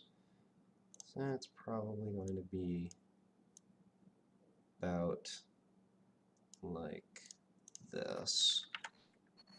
What's your marching order? You're following sort of a narrow path that runs beside the river. So like, who are counting Fallon and Gmork separately? Who are the two in front? Who are the two in middle? Who are the two in back? I want to be towards the front. I'll be towards the back. I am the front. I'll stand in the middle with Gmork. All right. Good I like call. it. Take the place that's left. Just with the back of the cave. Yeah. All right, sounds good. Welcome to the back of the line. So We probably have yearly dues. something it comes kind of like or- this, I would guess. Or actually, and free discounts at the Red Lobster.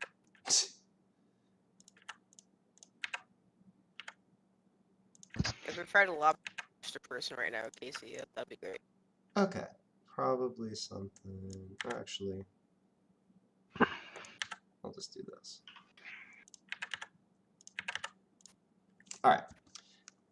So you are walking through the forest, and then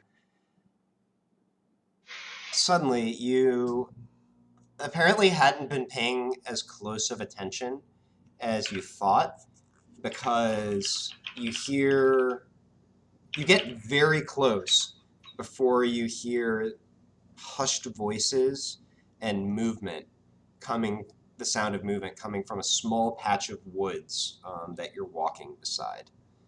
And so I'm going to switch over to this map. All right, so if I'm right, let me make sure I got yep. You should like be able to see like a path that you're walking along, some trees around you, but your vision should be blocked going over to the right. Yeah, that looks legit. Oh wait, actually no, I take that back. So what happens is you hear this, and then you're like, oh crap, there's something over there. So you sort of start to like ready weapons, get yourself ready to go. And then you hear, as you sort of start to gaze through the trees, it's not quite so dense that you can't see through it a bit. and you pick apart shapes through the trees. Very close to you are a couple guys who look like they got snake heads. And then there are a couple guys who look like they got snakes for arms. And then you see two more figures sort of distantly through the trees. And you think you may have found the Yuan Ti. And it looks like you just barely noticed them before they noticed you. But actually, since you did beat their checks, I'm going to remove the dynamic lighting. So you're actually going to be able to see what's going on. All right, you should Can be we able to see wave at everything them?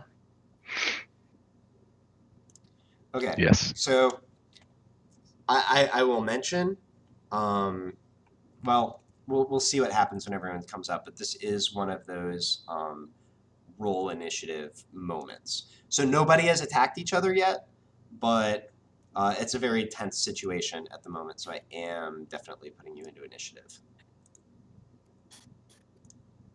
Oh my god, these initiative rolls. So my first one was a 23, so that's my ninja one. Okay. Oh, Just let me know if I need to change anything. who's the biggest, scariest looking Oh one? crap, I didn't. Yeah, sorry, I forgot to click my tokens. So So right now you only know as much detail as I just said, but if you want to use a bonus action on your turn to try to glean more, you can. Oh no. All right, I need that for so hiding. you've got a 23. Fallon was 23 and Gamork was, where did I put that? 10. All right, What are It's been a while. my initiative rolls? So bad, guys. I'm sorry. sounds good. All right, let me order these quickly. Check for ties. I think, who has higher decks? Or Alistair and Gamork. What are the decks for those? I have a 16. So does Gamork. Oh, all right. Then Oh, I'll just do it in the order they shit. came in. Let me see. Where is... I'm pretty sure these guys are lower, actually. So that's fine. And Colleen, what's your dex?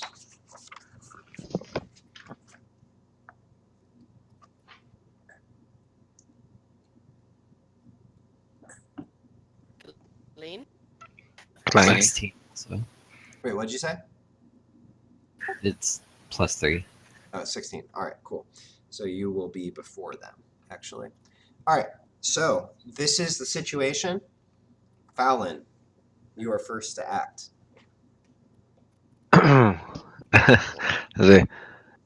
Hey, greetings, fellow travelers. Please, why no? Okay. Let me think about this real quick. So you're hailing them. Yes.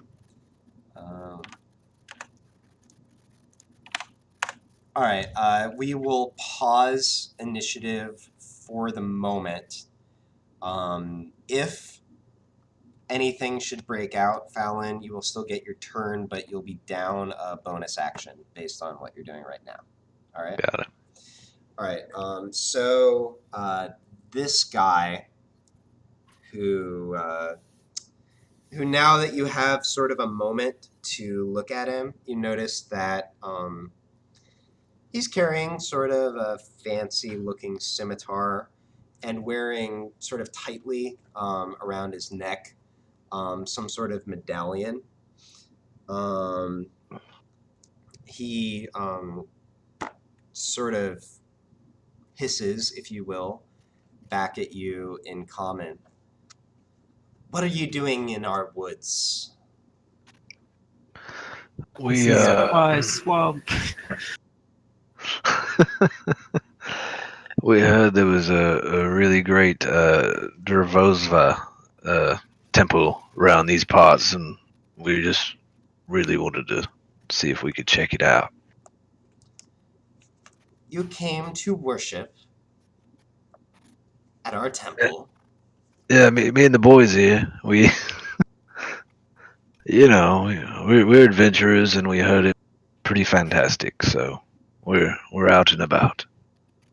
So you would agree to be escorted back to Vixap? Yeah. We don't want to, push, having any. We don't want to offend any customs here. We're just visitors. Okay, and mind you, again, just to like keep this in mind, you are like shouting this. I mean, like not shouting, but speaking loudly through a pretty large cluster of trees here. He says back to you, "Well, I cannot see why there would be any problem with that. Merely set down your weapons and come to us, and we will bring you to the city." Have they taken notice of me, Casey? Did they know if they see me? Or anyone else? I mean, do you want to be? Well, actually, let me think. You I've do never not broken know. stealth. I never broke stealth. Like I didn't. So Fallon says, I'm not granting that you were. Can I move during this conversation a bit? Potentially, just keep in mind the potential effect of moving a lot. I want to move the 10 feet You're not- back to here. What aren't you granting, Casey? That you were necessarily hidden at the beginning of this. Oh well, I'm just saying. Assuming I was stealth, I continued stealthing, whether or not I know if they see me. All right, it's- fine. If you want to establish that, give me one more stealth roll right now, Okay. and we'll. It's not gonna particularly matter, Casey, if something happens, but Well, that's fine. We're talking a lot about stealthing here, so I want to. Okay, that's a crit. So does he have advantage? yeah, because of his hood. I got the fancy hood. You've got the hood of advantage. Okay, so there's no way of being certain. That being said, that is a crit, so there's like a decent chance. So can I respond? Yes. Oh, is this one of those places where no one carries weapons in the city? No one but the Yuan Ti. Yes. You do not appear to be Yuan Ti. Ah, yeah. I don't know. Would that be weird? All you're planning for nothing. No.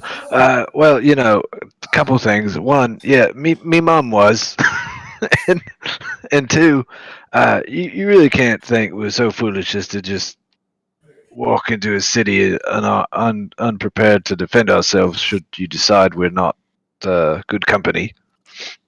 First of all, it is laughable that you say your mother was a Yuan Ti. I Unless shoot my him eyes in the face. deceive me, you are human. And it is unheard of for Yuan Ti to have a child that is not also. You're going for it? In the face. All right, so you're firing straight at that one? Yeah. All right. So for the eye socket, if I can. So I'm going to mention at this point that pulling out your crossbow while speaking to someone, I mean, mind you, you kind of already had it, but like leveling it, that still takes a certain amount of action. So there is no like surprise round or anything like that here. That being said, we will go back into initiative. This is your action, and you did in fact just do that, and I will not make you re-roll it. Thank you. So you're firing at the one you were talking to? Yeah, eye socket, if I can. All right. And even with the cover granted to him by the trees, a crit is a crit. So that's 21 damage right in the kisser.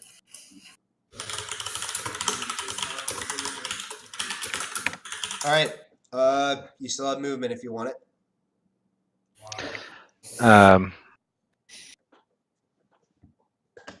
I step forward a little. Okay. That it? Yep. All right. That brings us to Lael. This is a normal round, not a surprise round or anything. Can someone yell Yeah, no out? surprise round. Can someone yell out? You probably shouldn't have said that about his mom. Anybody? These I trees was get throughable. looking aren't forward they? to using assassinate, man. Yeah, that's interesting. I'm gonna say, all right, I'm gonna like invent a rule here and say that they're like slightly difficult terrain. Um, by which I mean every 10 feet of movement through it costs 15. So Not for Fallon though. Okay. I avoid. I don't deal with difficult terrain. But you do deal with slightly difficult terrain because it's a new thing. God damn it. I'll allow that. I will allow that Fallon's ability also covers slightly difficult terrain. Okay. I want to see that in the house rule book soon. You would. Oh. Oh, that's great. Okay. I don't think I can get through it all then. You can't run along the arrow that you just drew. No. I have to go through the. It's too densely wooded.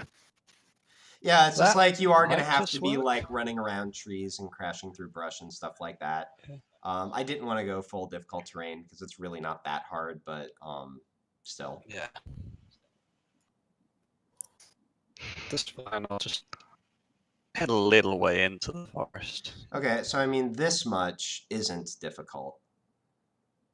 Is there? Oh, go ahead. So what's your movement speed? I'm not thinking 50. 50? Okay, so you have 43 from this point. So that's like 30 feet, a little under 30 feet of movement. So actually you could I get there. could get there, couldn't I? Yeah, you could. Yeah. I'm Alright. taking his You medallion. have 50 Run up movement speed. That's insane. Monks. Why am I stuck? Shit. Wait, oh, I know why. Just a second. I'll handle it. It's because even though I disabled the dynamic lighting, the lines are still there and I had restrict movement on. And I didn't realize that even when I turned off dynamic lighting, it still enforces restrict movement. All right, you should be able to do it now. Yeah. And I'll give this guy a couple of good whacks.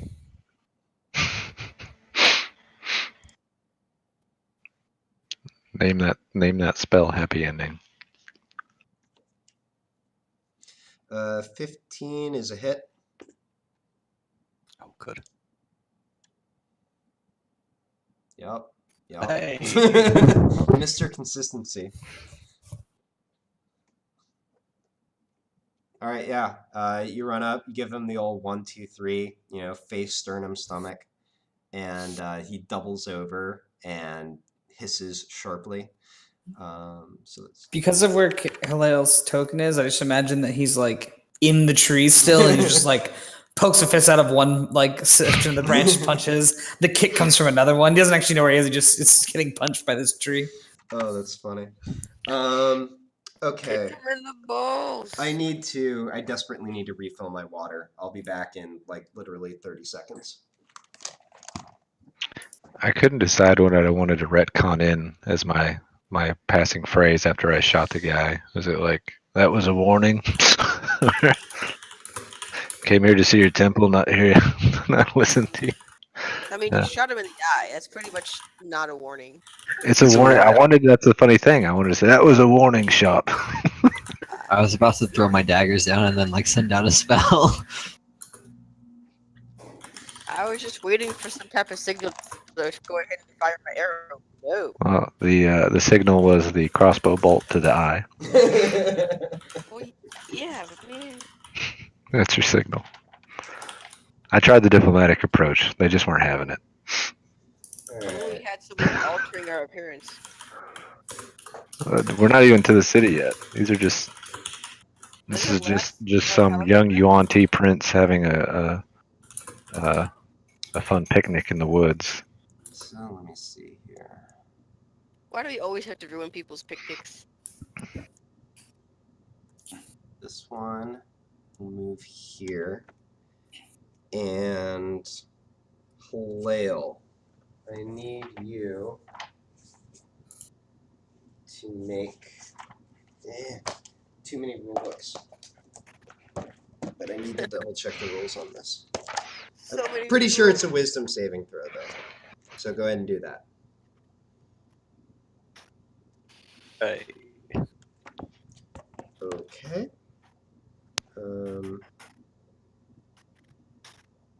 Yep.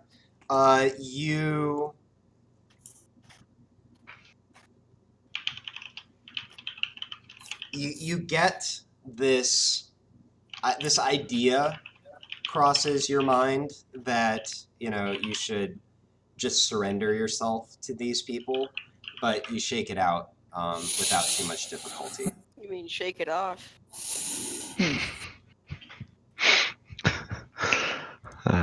Seafood was all about that life. Yeah, let me see here. That was in the movie Trolls. So this one.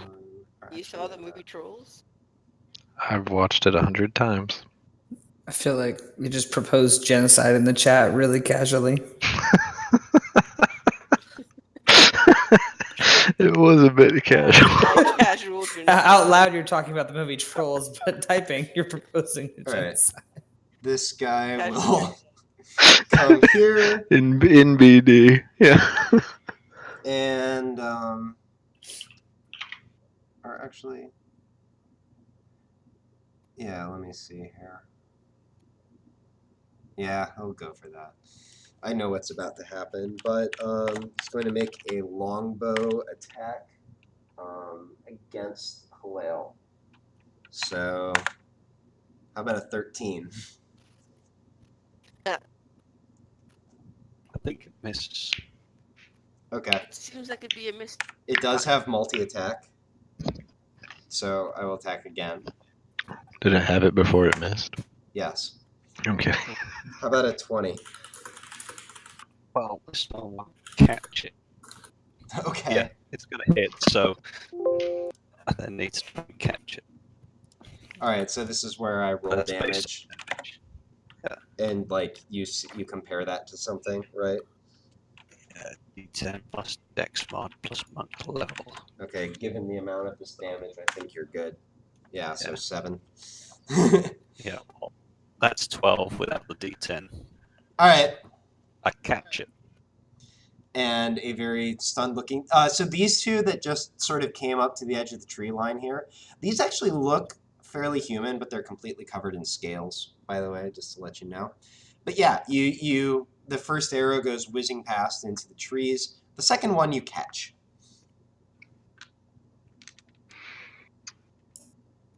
Do you snap it in your fingers? I think he's going to throw it at Throw something. it back. I'm gonna throw it back. Why You not? do have an enemy in your face, so ranged attacks will have disadvantage. That's fine. Throw it at that guy? I think it needs to go right back. I suppose you probably could use it as like an improvised dagger and try to stab the one right in front of you if you wanted to. Although wait, no, That's I just think your crap. ability is specifically throw, right? Yeah, it's ranged attack with the weapon. All right. Yeah. Use of So ammunition. tell me your target and give me a ranged attack with disadvantage. The guy who shot me. All right. So 1d20 plus dex plus proficiency. I believe it's that. Okay. Roll one more time. Oh, okay. Oh, damn.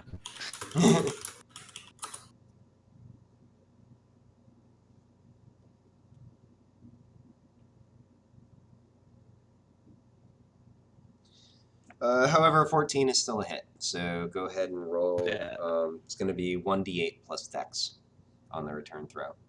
As a very stunned-looking Yuan Ti sees his arrow come flying back at him for 11 damages. All right.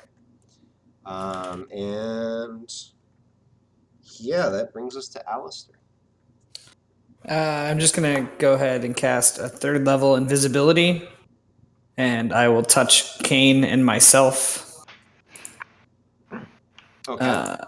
And then I'm going to try to move my movement, which I think gets me to about here. Oh, give me a wild magic roll first. I will do that.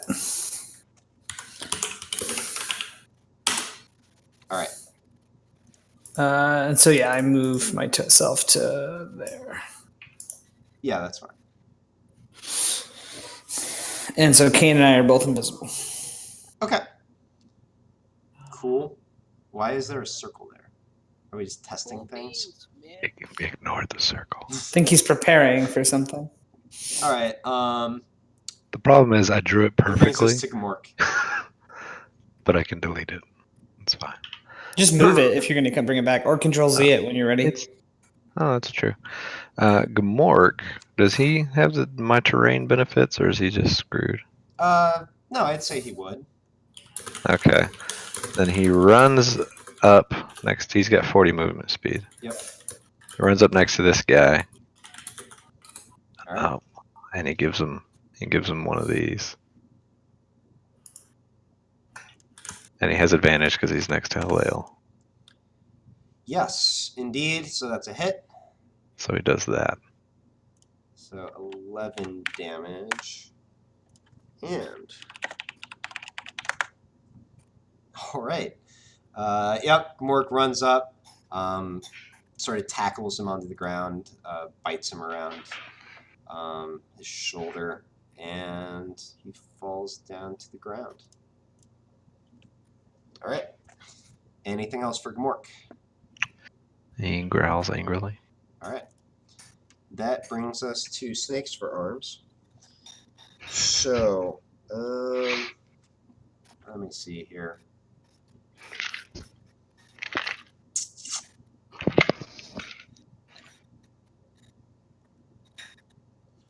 Yeah. This one will come up to here. And we'll make 2 attacks against Gmork.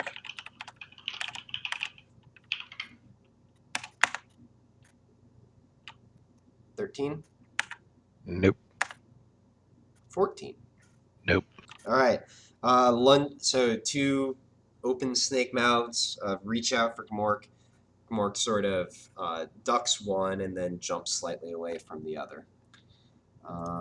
Now it's this guy who will come to, yeah, probably there. And repeat the same thing against Halil. Nope. 22. Yeah.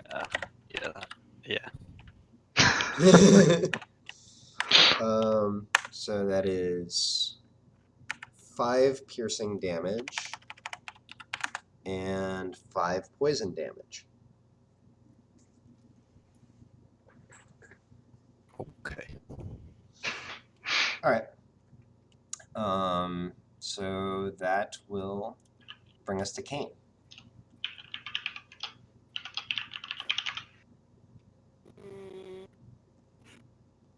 Okay.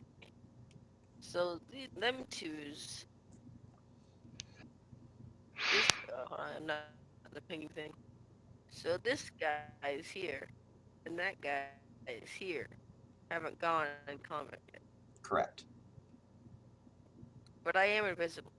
You are. I was pretty much already invisible. Basically. Let me see. Do I have a clear shot on on either one of those guys from where I am, or do I gotta move over?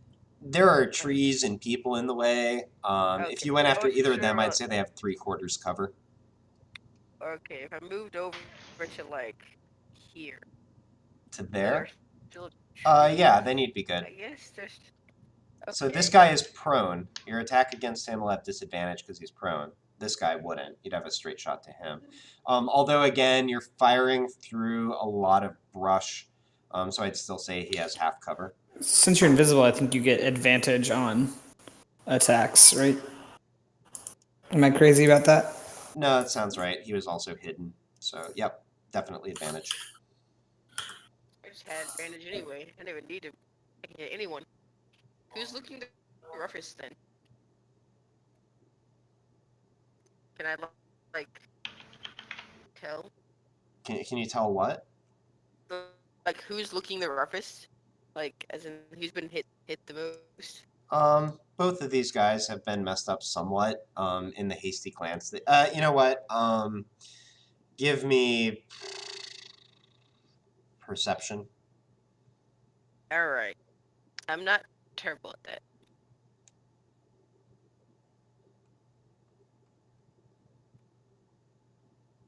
Oh, okay. The guy who's down on the ground looks the worst, but they've both been messed up a bit. He is on the ground. Yeah, he's prone.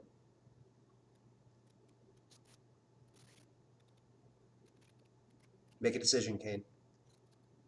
Our combats do have a tendency to go a little bit slow, so How's this guy? I'm gonna attack with cat. Half cover or 3/4 cover? still half for those guys. All right, I'll attack the bottom one. Okay. I don't want to waste this advantage I have. So, kapow! Wait, hold on. What is this input thing? What? It's just roll 20 thinking. Oh no! Okay. No, you have advantage because you were hidden. Yes. So, so yeah, you line up your shot a little wavery, but you steady yourself, find a gap through the trees, and fire away. And that is indeed a hit. And a very surprised-looking Yuan Ti sort of turns and looks over and sees you through the trees. Yeah, you're 46 on that now? Yep. Level 7. I thought it only upped on the even numbers. Ah, damn. I'm level 7. I have 46 now. I could have sworn it was still.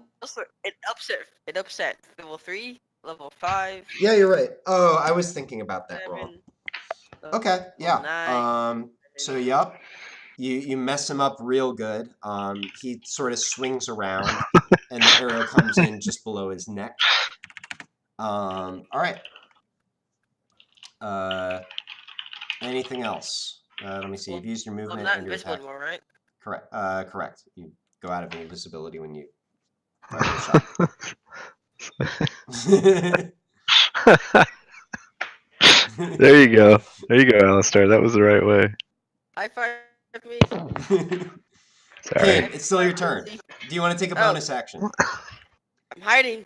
I mean, again, I just like I don't want to be too much of like a Nazi about it, but No, you're fine. combat can Sorry, really I drag in got 5e if you're not like I get snappy. caught up in the high five. Hiding. You don't want to be too much of a Nazi, but this is the last straw. Well, when it's your turn, do things. Bonus action, Kane, anything. All right, you're hiding again? Okay. Yep. You I know. and that stun-looking Yuan Ti who caught a glimpse of you for a moment, just like you continue to watch as his eyes sort of wander over the trees as he loses you. Was that man blue? All right, What the fuck? Kaleem. I want to move up here, All right. and then I would like to check the condition of them because I don't know. All right, fine. Perception.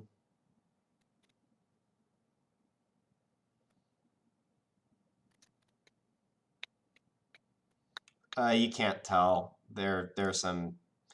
I will say that this guy up here has not been hit. He's looking pretty fresh. Aside from that, you can't really tell. What's They're the cover varying degrees of situation messed like up. in this puddle of bodies? What's the cover situation? Yeah, like from my angle. Yeah, you got a free shot on this guy, this guy, this guy. This one's gonna have half cover. This one's gonna have half cover. That guy's All prone. right. Do we get the same? I'm gonna take a shot at this guy Okay. with that thing. Oh shit. Okay. Yeah. As Alright, I so- clasp my amulet and hold my hand with the other one. All right, so that is a hit. So go ahead and roll 4d10. Holy shit, you rolled really well on that. Oh.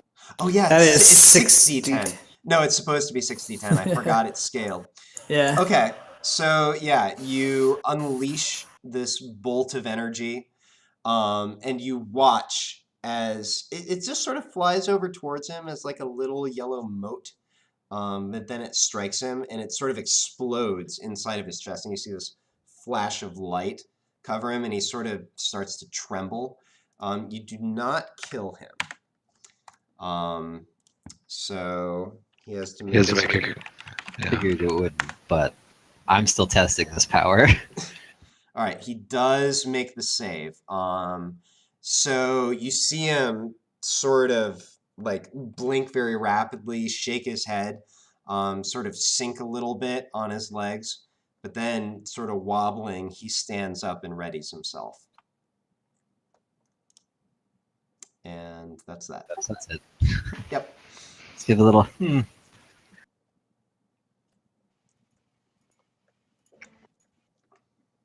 Anything else? Nope, that's it. All right. That brings us to that guy. Oh, hi, that guy. So, yeah, let me see here. Oh, I already did it.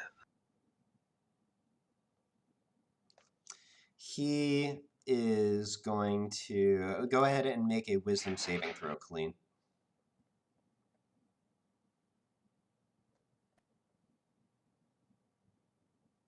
Okay.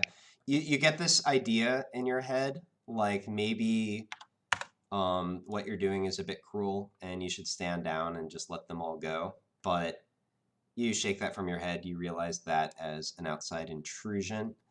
And then this guy is going to run away to there.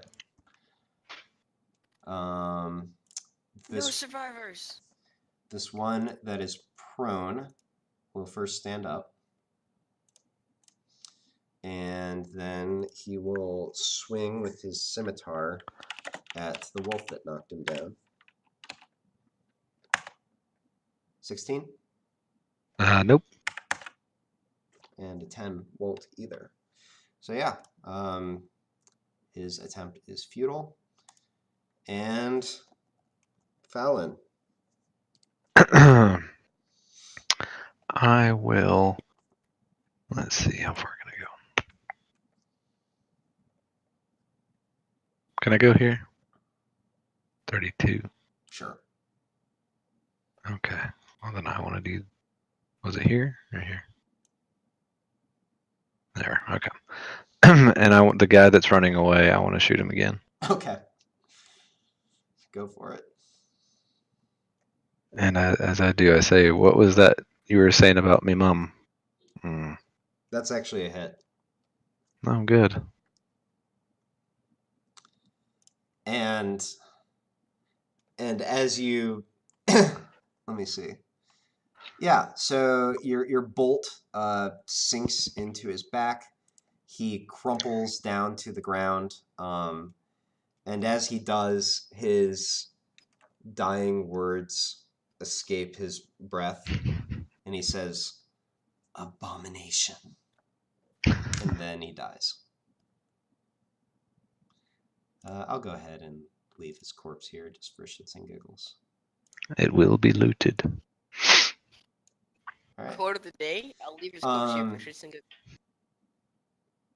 All right. I thought I had a thing. 1 second.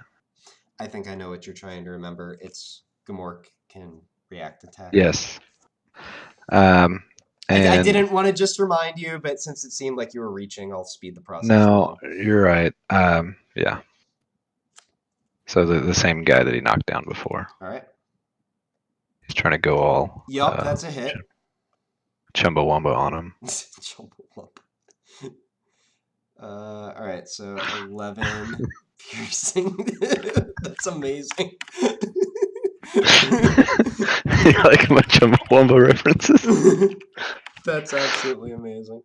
That went over my head. You had to be like our generation, I think. You never heard that one I'm song getting they knocked had? down, but I get up But I again. get up again. Oh, I've heard that song. Hold on, if we're gonna talk about Chumbawamba, we have to talk about. You know how long they were an active band, by the way? No, go on. Just Google their Wikipedia page and like, I think they were playing music for like 31 years. That's crazy. All right, so he does make his save. Okay. So remain standing, and let me see. I think you have a bonus action left if you want it. Yeah, I will cast Hunter's Mark on, and I'll even make it legit All on right. the one that Gmork's attacking. Okay, sounds good. All right, that brings us to Halal. All right, it's time to become a whirling death, the incarnation of death. That's what I want to say. So They have our website. I'm gonna smack the guy that I smacked before. Still this guy, I think. Is that right? Yeah, the guy just got back up. Okay, 12 actually hits. Oh, nice. All right. Yep. You thump him in the jaw for 12 damage. He's looking bruised, but your next attack he manages to duck to the side.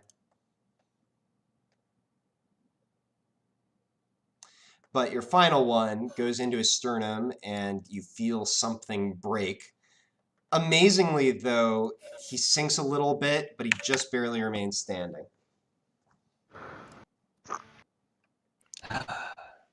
Anything else? No. All right. So that will bring us to these guys. Who... Let me think about this.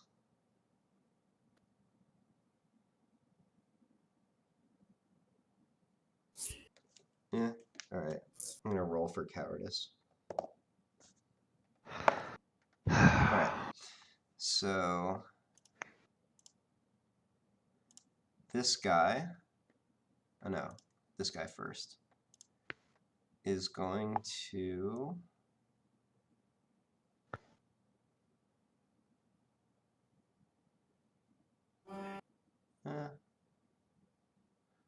all right, so let me see, that's going to be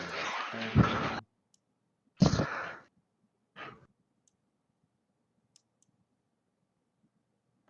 All right, this guy is going to just tear out of the woods, running away, trying to get away. And no, wait, darn it. Yeah, there. All right, cool. And he's going to run all the way to here. And then this guy is going to run straight up to Fowlin and make a couple of scimitar attacks. Or actually, wait a minute. Yeah, he's in that form. Okay. Is that right? So how's the 22 sound? Delicious. So 6 slashing damage. Got it. And 18. It does also hit. 5 slashing damage as he sort of cuts you across the chest and shoulder with his scimitar. All right. And that will bring us to Alistair. Okay. Can I get to like here-ish? Let me see. So you're trying to get there? I want to get within 60 feet of this guy. So it'll take that. I think the quickest that you can exit the forest is going to be, well, you're going to have to go around. Oh, wait, you're invisible. So I'll allow that you can pass through their space. So let me see. That's 18. So that's like 27. The furthest you can get is to like there. So like this. Oh, that's really well. The number really make that whole turn hard. Okay. Then I guess I'm taking a double. I really don't want to do anything then. I'm gonna double move, I guess. If you're double And, moving, you can get further than that. yeah, I don't really. I mean, I'll move up to here, I guess. I don't really want to chase after him by myself. So I believe in you. Okay, so you're just Chase after the one that's dead. slipping through. There's one Yeah. higher up that ran away. All right. So end turn. Oh, I see. yeah, and my turn. All right. That's two. That's my move and my bonus. So I take the dash action. Yep. All right. Gamork. Sorry, I was trying to get the Chumbawamba link for everybody. I'll go ahead and throw that up. Gamork attacks. The same guy's been attacking. Oh, no, I won't. All right. Damn it. Yep, that is indeed a miss. A narrow one. Okay, well then, that's that. That's it. Can he prepare a dodge? Not after you attack. Okay, never mind then. He All just hangs out. That brings us to Snake's Forearms. So, sure. Let me see here. Yeah, this seems fine. So first we'll attack Gamork. Miss. 16? Nope. Alright. And now we'll attack Haleo. 22. Yeah, again. So, yep, so Gamork, once again, nimbly dodges Snake's Forearms. Haleo, you duck one, but then the second one comes in and grabs you around your side. You take 4 piercing damage and 7 poison damage. As the wound is looking a little green. Alright, that'll bring us to Kane.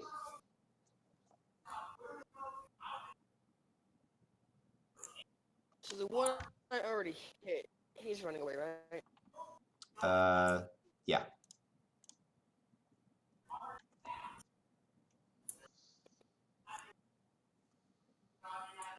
Can I get to the one that's next to Haleo? 25 feet? No. Not through the brush. How can I get 20 feet? Yeah, you can get to like there. Something like this. Alright. If I go here, will I have no problem shooting a bow at him? This guy? Yeah. Yeah, you're close enough. I'd say that's fine. Cool. Bow attack! So you come up, you draw your bow at point blank range, and I was hidden? you were in fact hidden. So, yep. Yeah. So it hits. Why'd I go another natural 1 for the first one? It's the exact same roll I had last time, I think. Wait a minute. 9 Did and 20. I? Has anyone hit this? Oh no, never mind. All right. Yep. So go Yeah. ahead and My first roll attack damage. was a 9 and a 20. What the hell? Roll a 20? roll damage. I am perturbed. All right. Yup. So you sink one into his abdomen. Only shot that the trees gave you. All right. Do you want to bonus action? Yeah, did ya? Nope. I could have bonus action to run up behind him and stab him. I wanted to stab him. I could have done that. Hide. Okay. Behind the trees. Roll stealth.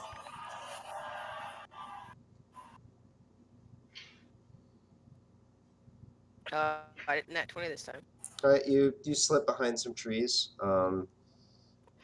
Not as good as your god attempt. I mean your god effort from before, but pretty solid. You're pretty sure. You do see him sort of glance behind him and not quite sure where the arrow came from. All right, Colleen. I would like to move here. Yep. and then I want to raise the water out of the river and try to crush the guy. Okay.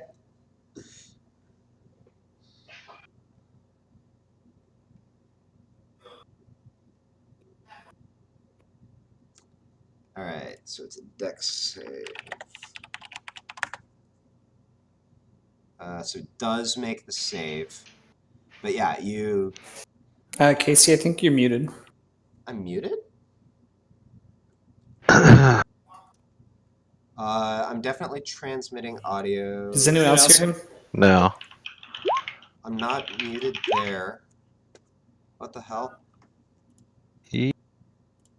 Discord Can you hear me now? noise. Hello?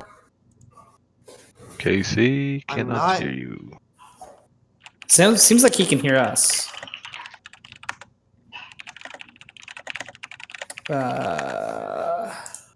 Did you touch something on your microphone? Start talking again, Casey. Maybe. Let me check the Yeah, connections. because it. We don't see without if you me mic. laugh. Hello? Hello? Testing? Testing? What the? Huh. Yeah. Nothing's lighting up in Discord for you.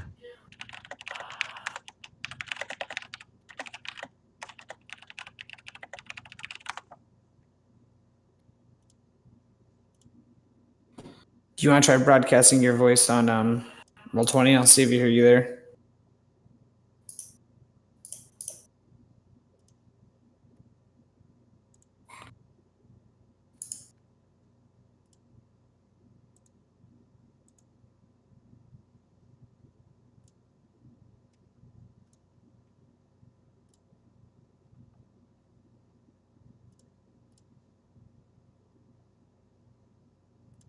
Hello? Hello? No? I'm not lighting up. What the hell? God, it feels like that Chumbawamba song is forever long, but it's only like 3.5 minutes. Why I can't think it's because it's just a talk? constant chorus. Hey, Voice. Now that you there's a slight Hello. verse. He drinks a whiskey. It's just another chorus though, because they just repeat Alright. It's it. just two choruses. It's definitely It really is. I'm not trying to remember how the song starts. getting my voice. It starts off with him saying, "We'll sing songs when we're winning." Can you hear I me just now? watched it on YouTube. I posted the link, Yeah. Can you guys hear and me that's now? kind of a Hello? chorus because then they start off with, So it goes "I straight won't, back I to Can you get guys knocked hear me down," now? and Yeah, it that's gets the beginning. straight into Hello? that, and then Hello, after that, it's anybody? he drinks a whiskey drink, he drinks a vodka It's drink. kind of a Brit. It's like a chorus into Anybody? a bridge Hi? that I use multiple times. No? It's just What over the and hell? over. Okay. It's bold songwriting, okay? It really is. It's got. They made a living off music for 30 years. But like the David Hello? Letterman Hello? video from whenever hey, that I'm was getting that a I green posted. light. The Can light's you guys hear flashing, me at all? Casey, but nothing's happening. Can you guys? I'm flashing green on Huh. roll 20. Can What's you his guys light hear coming? me Oh, at yeah, all? there it Hello? is. Hello? Hello? Did we all just like mute him? that would be No, Server muted very himself. happenstance. maybe restart. Check to make sure in Hi, the settings I'm file seeing that flashing. Can you hear me? it's your actual microphone and not a different microphone.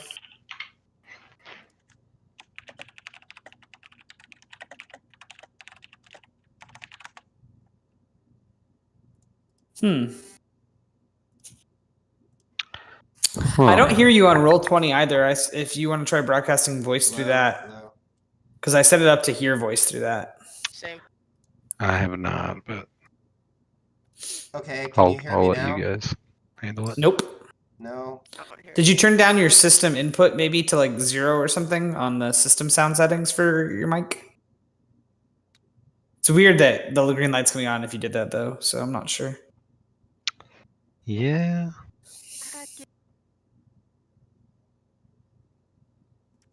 You enjoying the Okay, song? how about now? Kyrian? Aha! Gotcha. You're back. Hey, Okay, At I last. just clicked on the button that said reset voice settings in Discord. Nice. Interesting. That's a nifty button. All right. So yeah, you bring a tidal wave crashing down on this guy.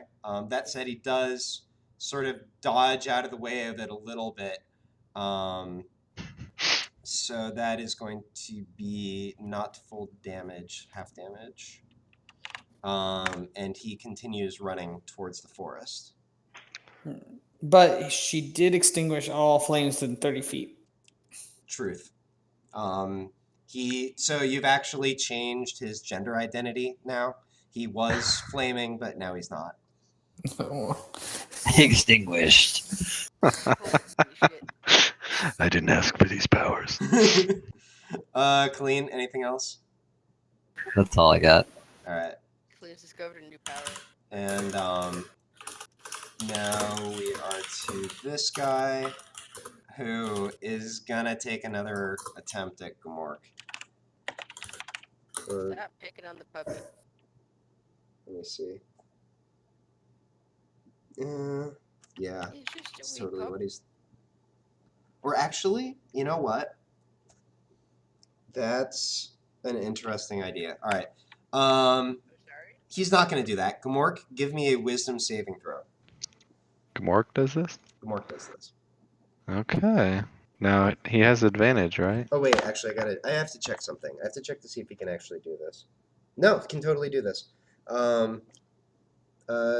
Yeah, does have advantage actually. Okay, so Gmork, this idea passes through Gmork's head that he should like whimper delightedly and jump up and lick the giant snake dude. But he realizes that's the giant snake dude messing with his head and does Don't not lick do the that. giant. And that's not his style, so like, it's so weird. All right. Yeah. Gmork sort of shakes his head like that was odd. All right, so understanding, perhaps a little anticlimactic, I'm going to go ahead and pause things here simply due to the time.